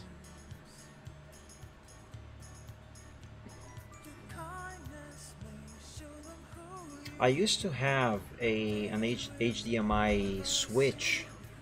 I don't remember why I decided to use that thing for a while, but I did. And the problem that I have experienced with that is that when I would switch when I would switch screens through the switch, it would act as if I was unplugging the monitor from the computer. And this is when I was using Windows 7 a couple of years ago. What would happen is that it would basically Windows would understand that I had disconnected that monitor from the computer itself, so all the settings that I had on that monitor and even programs that I had opened there, they would be dumped into the main screen, and that was a bit annoying as well. And I'm pretty sure that would still happen with 10. So I never use the Switch anymore. I still have it, still works. I just don't want to use it anymore because of that. Okay, so let's add this down here. And give it a shine. Well, not a shine, but a outer glow. I don't know if this, what I'm doing here right now, is gonna look any good. But let's see. Now let's increase this size. Windows 7 with dark mode from Windows 10. Haas, thank you so much for the follow and welcome to the stream. Happy Sunday, or Monday if it's Monday for you already. Thank you for joining.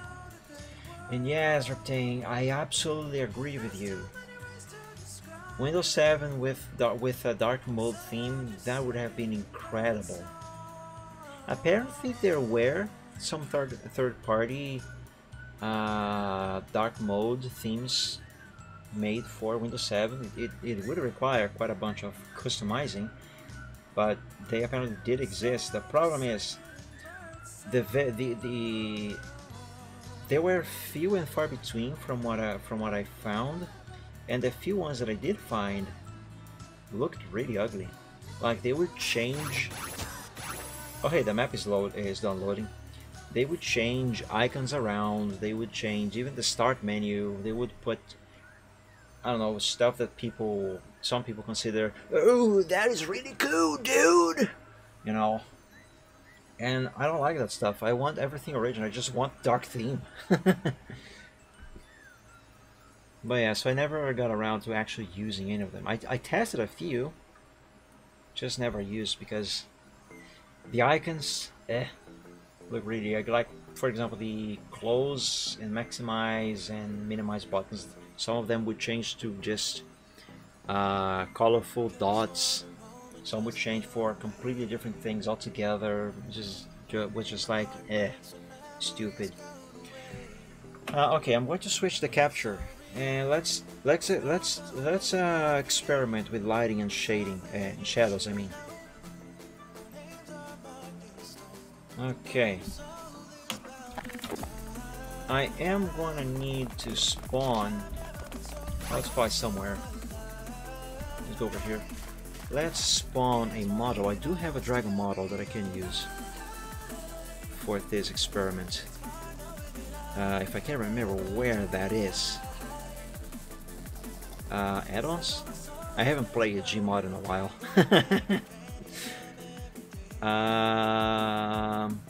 Where's dragons? World of Warcraft. Well, there's dragons here. Ah, there's one. Why can't I grab it? Oh, I have a simple third person enabled, don't I? I do. Okay, this is easier.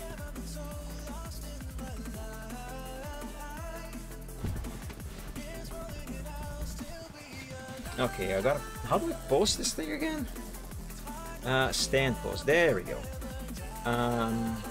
That's a very stiff dragon, isn't it? Let's make statue, and it's stuck in the ground. Great. I'll make statue. All right, let's try this again. Let's put it into the air and try to pose it there. Stand pose. Oh, come on. It still goes to the ground. Crap. Fine.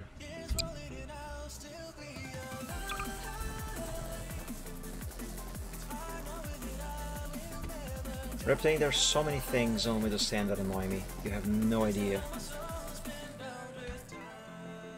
I could fill an entire stream with complaints about Windows 10. I kid you not. Alright, move this tail more or less like this. Sure, why not? Raise your head. What I mostly need is the legs.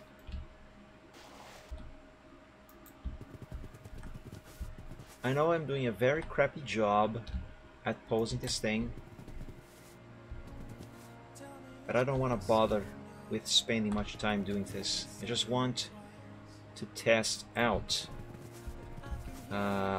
lighting, how the light source where I need it to be is going to interact with the shadows. Okay, now where is that entities? Fun and games, maybe. No. There is a thing, weather mod. There is a thing that allows me to change the position of the sun on the map. If I can remember what the thing is. Other. If anyone in chat remembers what I'm looking for, do let me know, please, because editors. Ah, yes, editors. Sun editor. There we go.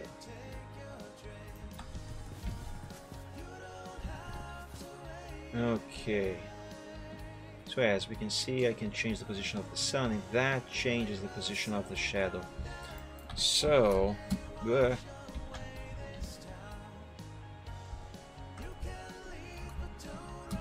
assuming the fire.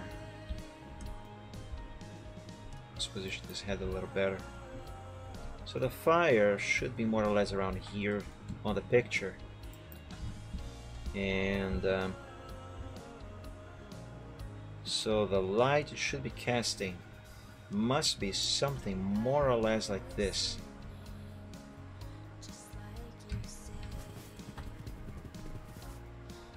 I really would like this dragon to be actually standing correctly. That would be great. There must be a way I can make it work without having this thing stuck in the ground. Isn't there a better dragon model that I can use, perhaps? Maybe that's a problem with this model.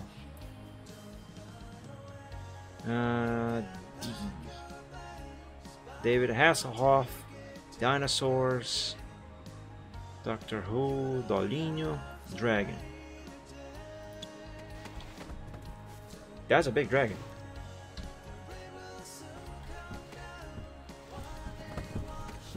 Alright. Let's try that one. You go over there. Stand. Ah, yes, this one stands above ground. Excellent. Actually, this is almost the position that Braveheart has on the picture. Almost. So that should work for this experimentation with light. Give me this thing here. Let's put this on the floor for now. In terms of the legs, yeah, this is close to what I need. Let's move it over here.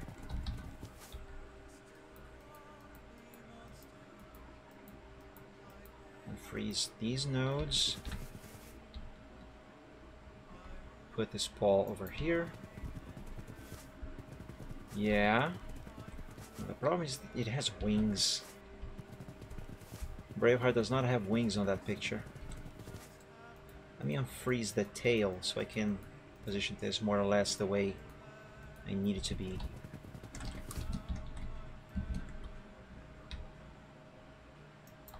Let me look at the picture again.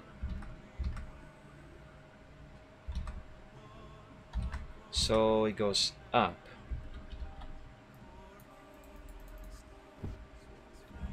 This is a very stiff tail this dragon has.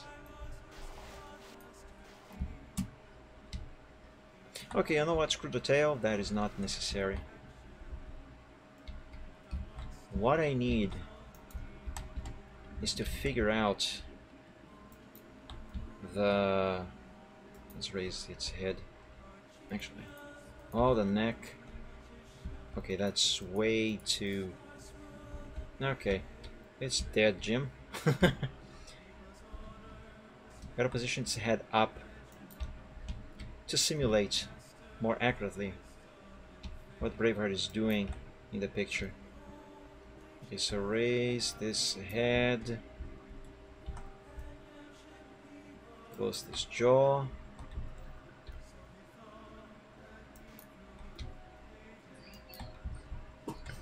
All right, this should be closer to what is going on with the picture. So now let's change the position of the sun here to simulate the fire.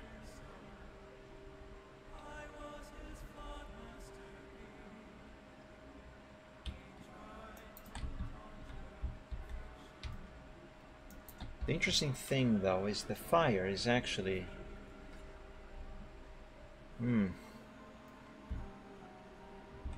while it is one single source of light, it is also at the same time kind of multiple sources of light.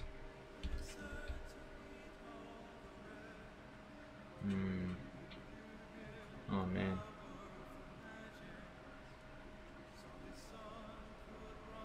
Can I make this map be dark? As in nighttime? Where did the shadow go? The shadow disappeared. What? Oh, the sun is over there. The heck? Did I break it? I think I broke it. Entities, Sun Editor. Okay, wonderful, I broke it. Those dragons have shadows, why?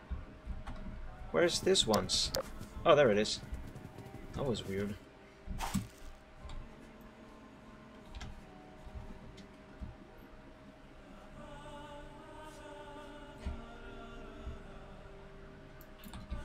Okay, what if I position it more or less like this? Let's bring this up here.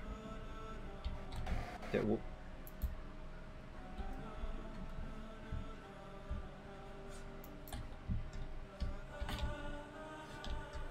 okay, now in terms of the angle in which we are seeing the picture, let's see.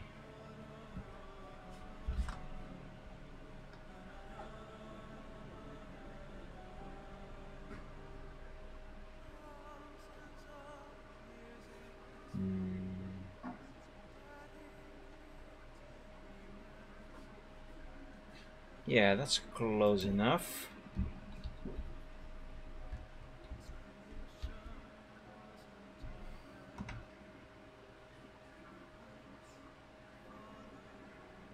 So the original shadow that I drew for that leg on Braveheart on the picture, I was doing it on the correct angle. It looks like I was. Can I make this be nighttime?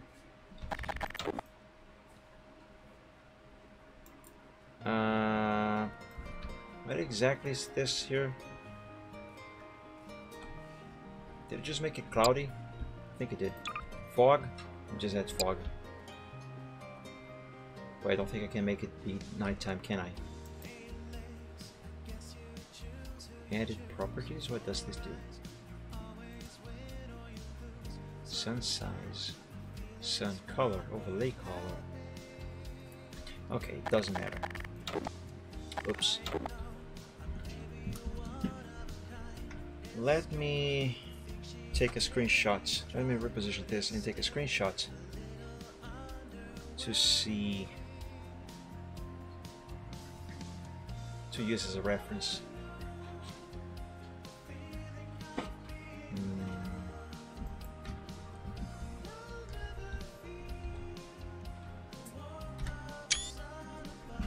Okay, this should be enough. Alright, let's get out of here and go back to the picture.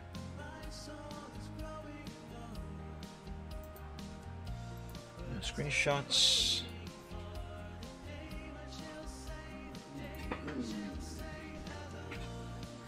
Okay. Did Gmod kill pen pressure? I don't think it did. It didn't. Good. Let's delete this layer here and not bother with that now.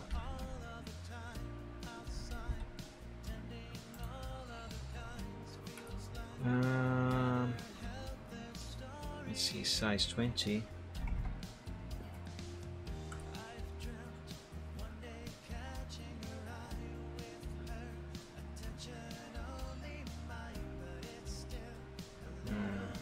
Okay, so yes, I do think that I was doing the shadow at the correct angle.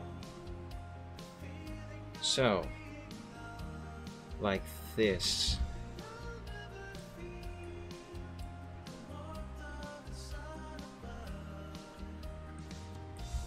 Is this brush using airbrush? I think it is. That's not what I meant.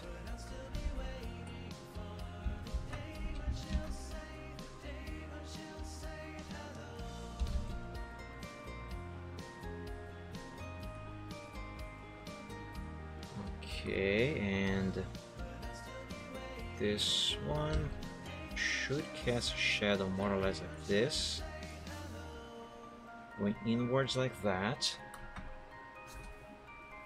And then we have this round area here, which is the shadow being cast by the dragon's chest, which should be more or less around here on Braveheart.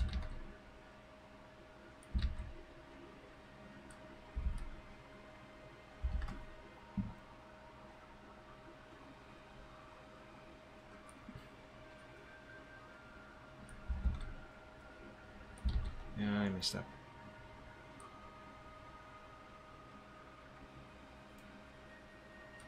Although this should be a little more to the side. Yeah, I definitely should. Let's do this again. I got this angle here wrong.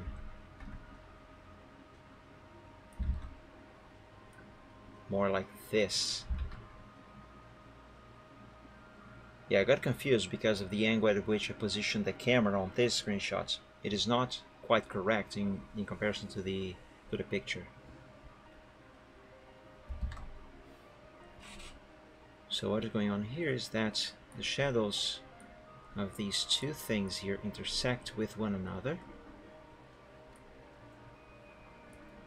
And then we have the shadow of the chest.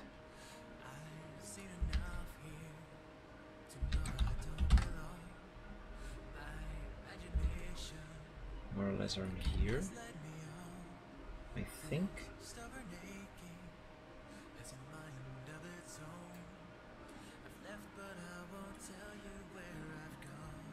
Okay, it doesn't have to be perfect right now. I'm just doing the basics. The problem is these wings here. They are casting an unnecessary shadow here. I'm going to assume that the body will be casting a shadow like this.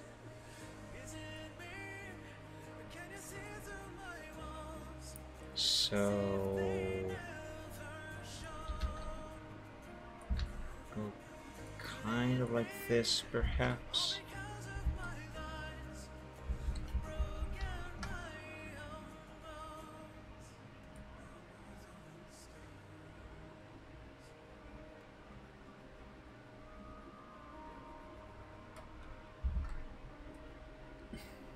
And he goes further back, kind of like this, and around.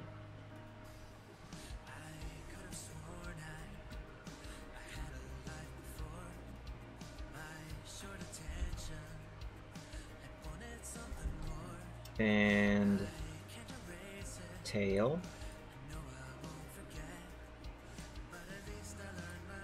Now, because his tail is curving and the shadow should go outwards, kind of like this. I know I did go over the ground. That's fine. I will erase the excess later.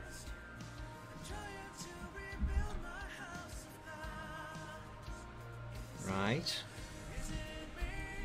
Now let's try and define the shape of the leg on the shadow.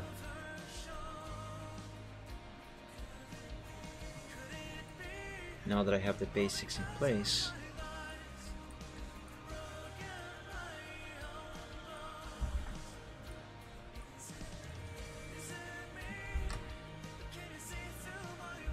yeah, it doesn't have to be exactly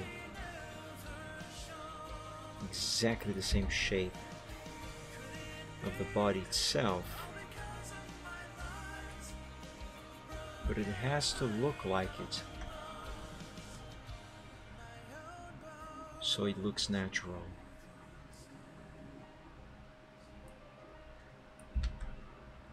I am almost using the pen for this bit here. I think I should. Let's erase this. And anchor point, go around.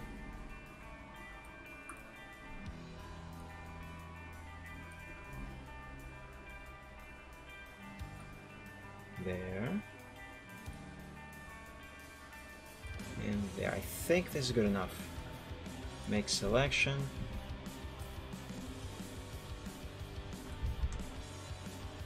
Yes, good, excellent. Okay. Put a little nub on the shadow there. Let's add a little more shadow underneath his paw over here.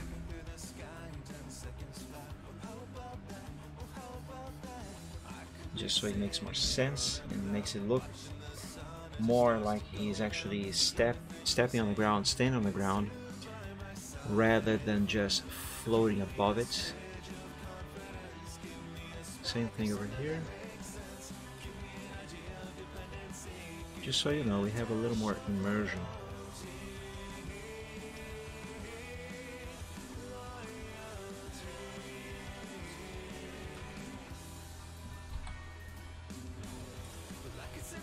And let's remove just a little bit of the shadow here. Yeah, a little bit more.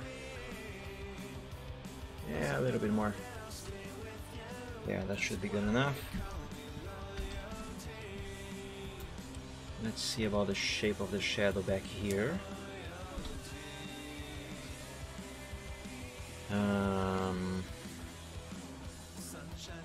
Probably more shadow here.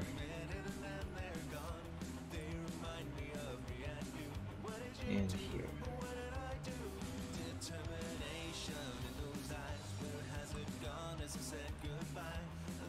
Those wings there really get in the way. Let's assume that this curve that I have just made here is actually here because of this part of his leg, but that means that I'll have to do the same thing on the other side. So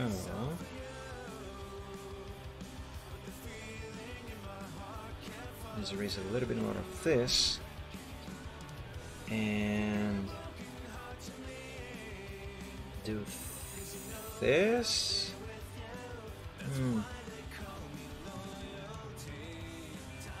I'm not sure about this.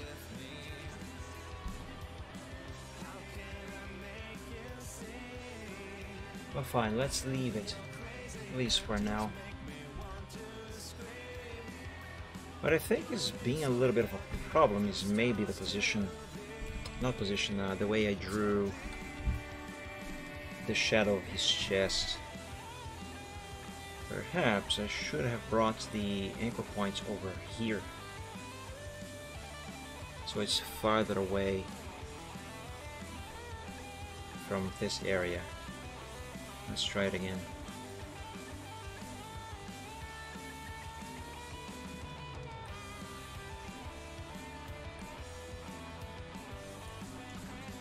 Make selection.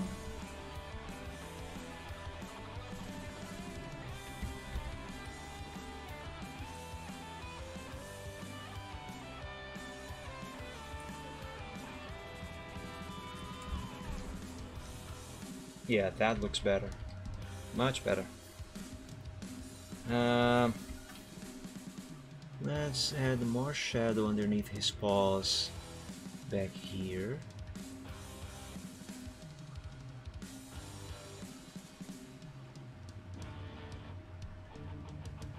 I said paws, but there's only one here.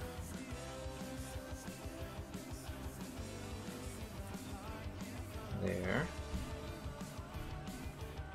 And more shadow here.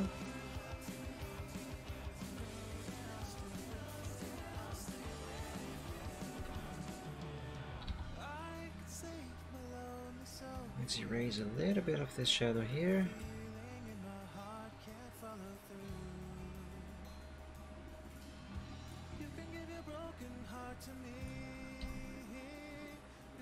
Add some more here.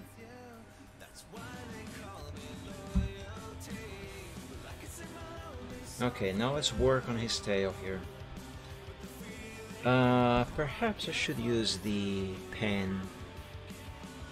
Have an anchor point here, and then I want this to curve around to there. And put one there. And one here. And this one is going to curve all the way up to here. Okay, now let's make the shapes. Oops. Let's make the shapes, and then I can do the selection.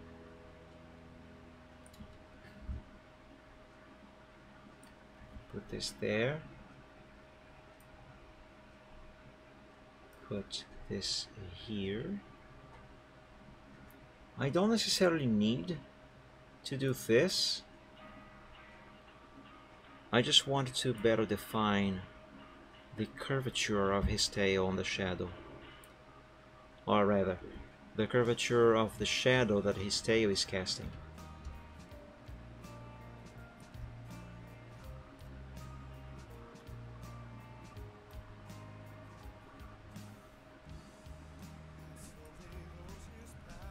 Okay, this might be enough. Let's make selection. Let's use a larger eraser and erase all of this that is outside. There we go. I mean inside, not outside.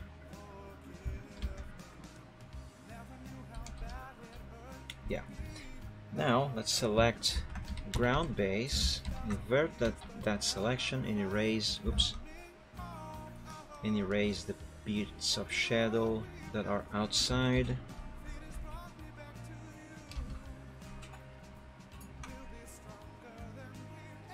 Yeah, that should work.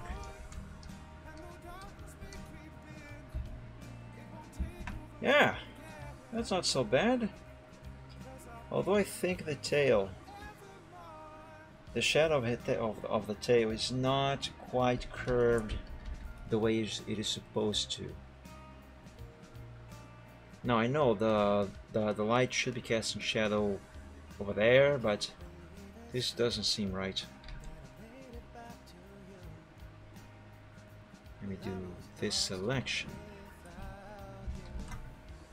and I don't know if what I'm doing here is a good idea, but I'm doing it anyway. I see. Yeah, not exactly a good idea. Delete that. Let's use the pen. Let's use the pen and put an anchor point out there. Another one going all the way into here.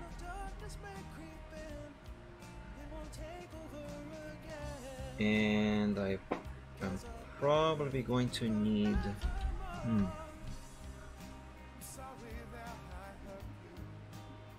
not sure. Put one anchor point there. And let's meet with that anchor point.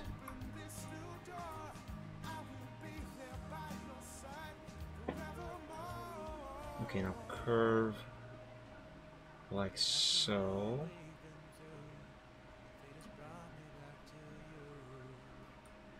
And do the same thing with this one.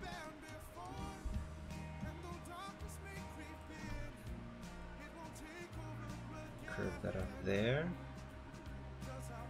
This one like this.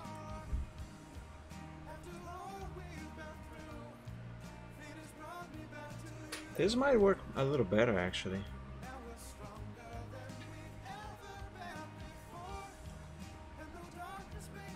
Make selection. Oh, why did the mouse go over there?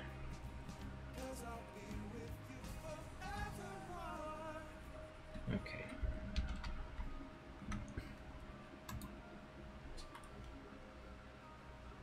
Now let's correct this tiny corner here. That should be it. Oh yeah, that looks much better. Now, because the fire and therefore the light source is up and straightforward, I don't have to draw shadows for his main, because all the light is coming from top down. So any shadow that I would have to draw being cast by the main is actually running right here inside the tail, the shadow of the tail. So it stays like that. And on that note, let me save.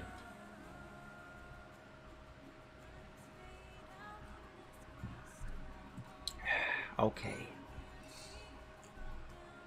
For the basic shadow, that's fine. I will have to use the eraser on this bit here because there's a little bit of the shadow going outside the ground. But for now, let's drop its opacity to 50% and not touch anything else on it other than the name. There are more things that I have to do on this shadow though. I'm not done with it. For the time being, let's save this as a sample so I can compare the progress. Sample 4, let's call it sample 5. And wait until it's done saving.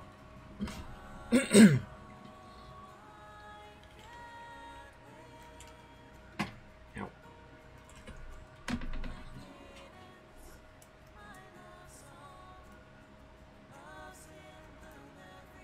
Saving 55%.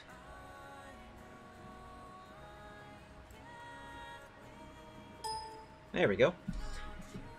So let's see here. So this is what I have accomplished last Sunday on the last stream, and this is today. Oh, it looks, oops, it looks so much better now, guys. Look at this. Yes, I like it. I very much like it. The fire seems stronger and brighter.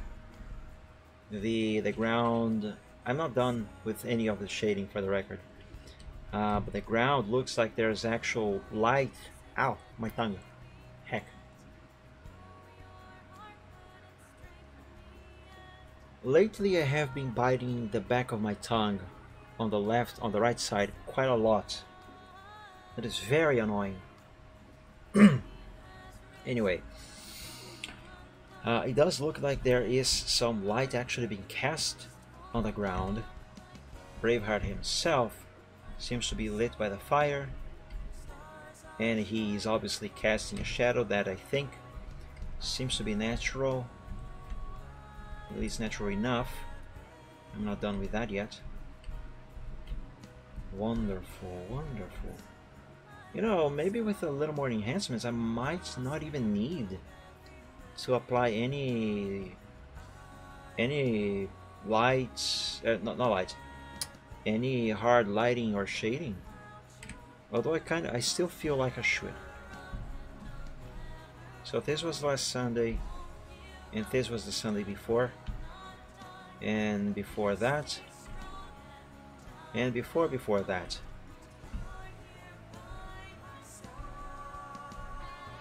Awesome, awesome. So yeah, guys, this is gonna be all for today. I'm afraid. I have been streaming for almost 4 hours and a half, and I got a rest from this. Don't get me wrong, I'm not tired of working on this. Just I'm getting hungry and I'm tired of working. I know that sounds very contradictory, but it makes sense in my head, so that's what matters. No, but seriously, I do have to take a rest. So the usual reminders at the end of the stream, guys. There is a Discord server available for you now. I have a Discord server now. Although for the time being, it is limited to members of the Dragon Realms group on DeviantArt, and Twitch subscribers. So if you are a subscriber here on my Twitch channel, you can join the Discord server. The information is below the stream, but I think that panel is still not working the way it's supposed to. It works. The problem is that for some reason it doesn't seem to be recognizing when a person is a subscriber or not. So it blocks access to the actual post where there's the link for you to join the stream. Not the stream, the server, the Discord server.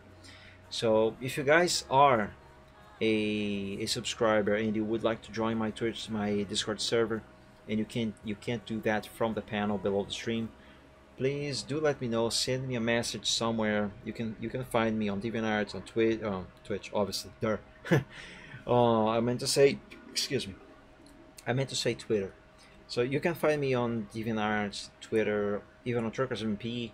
So if you are subscribed and you would like to join but you can't, do let me know and I will send you a link to the server so you can join. What else? I stream every Wednesday, Friday, and Sundays. Every week I play a different game on Wednesdays and Fridays, and I draw live on Sundays. The streams on Wednesday, they should start at 8 PM Eastern Time, on Fridays at 7 PM Eastern, and on Sundays at 3 PM Eastern Time. The streams on Wednesday, those are always in Portuguese, but the streams on Fridays and Sundays, those are always in English. So if you don't speak Portuguese and you don't understand anything that I'm saying on Wednesday, if you join that stream, that is a reason why. So yeah, I think it's gonna be all for today. My friends, thank you all so much for joining today. I hope you had fun. I hope you have enjoyed. And thank you so much for coming. I wish you all an awesome week. Have a great evening. And God bless you all. Stay safe, stay healthy. And until we meet again. Bye! Okay.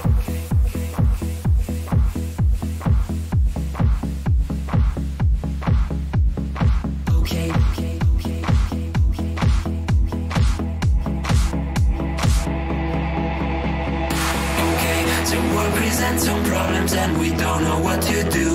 You've come to find your feelings aren't exactly what you knew. The odds are stacked quite poorly if without a winning hand. But bear in mind your bearing's only worse if you don't stand. Don't bet on taking trips because they'll turn your trips to trash. You've got to set your sights and hopes on setting not to crash. So truths can seem quite big if you don't make your plans unfurl. But I will not let them on my opinion of such enough. Bet on sinking chips because they'll turn your chips to trash. You've got to set your sights and hopes on setting not to crash. The truth can seem quite bleak if you don't make your plans unfurl. But I would not let that mark my opinion of the fact that if you could fix the failings of the current paradigm, we would have a hero who's supposed to be elusive and on time. Just on time. And then contrive new conflicts. You know, to bet on sinking ships because they'll turn your chips to trash. You've got to set your sights and hopes on setting not to crash. The truth can seem quite bleak if you don't make your plans unfurl, but I would not let that mar my opinion on the world. To bet on sinking ships because they'll turn your chips to trash. You've got to set your sights and hopes on setting not to crash. The truth can seem quite bleak if you don't make your plans unfurl, but I would not let that mar my opinion. Stipulations placed before you to get all the things you really need. Mr. Big may make things hard, but you have got to plant your seeds. Go to war, fight more. Your dreams thrive by competition. You'll find no one famous ever got there just by flinching at their foes. Cling against the torment, claw with all your might at what you know. Don't let go, just grow. Don't wait or play to indecision.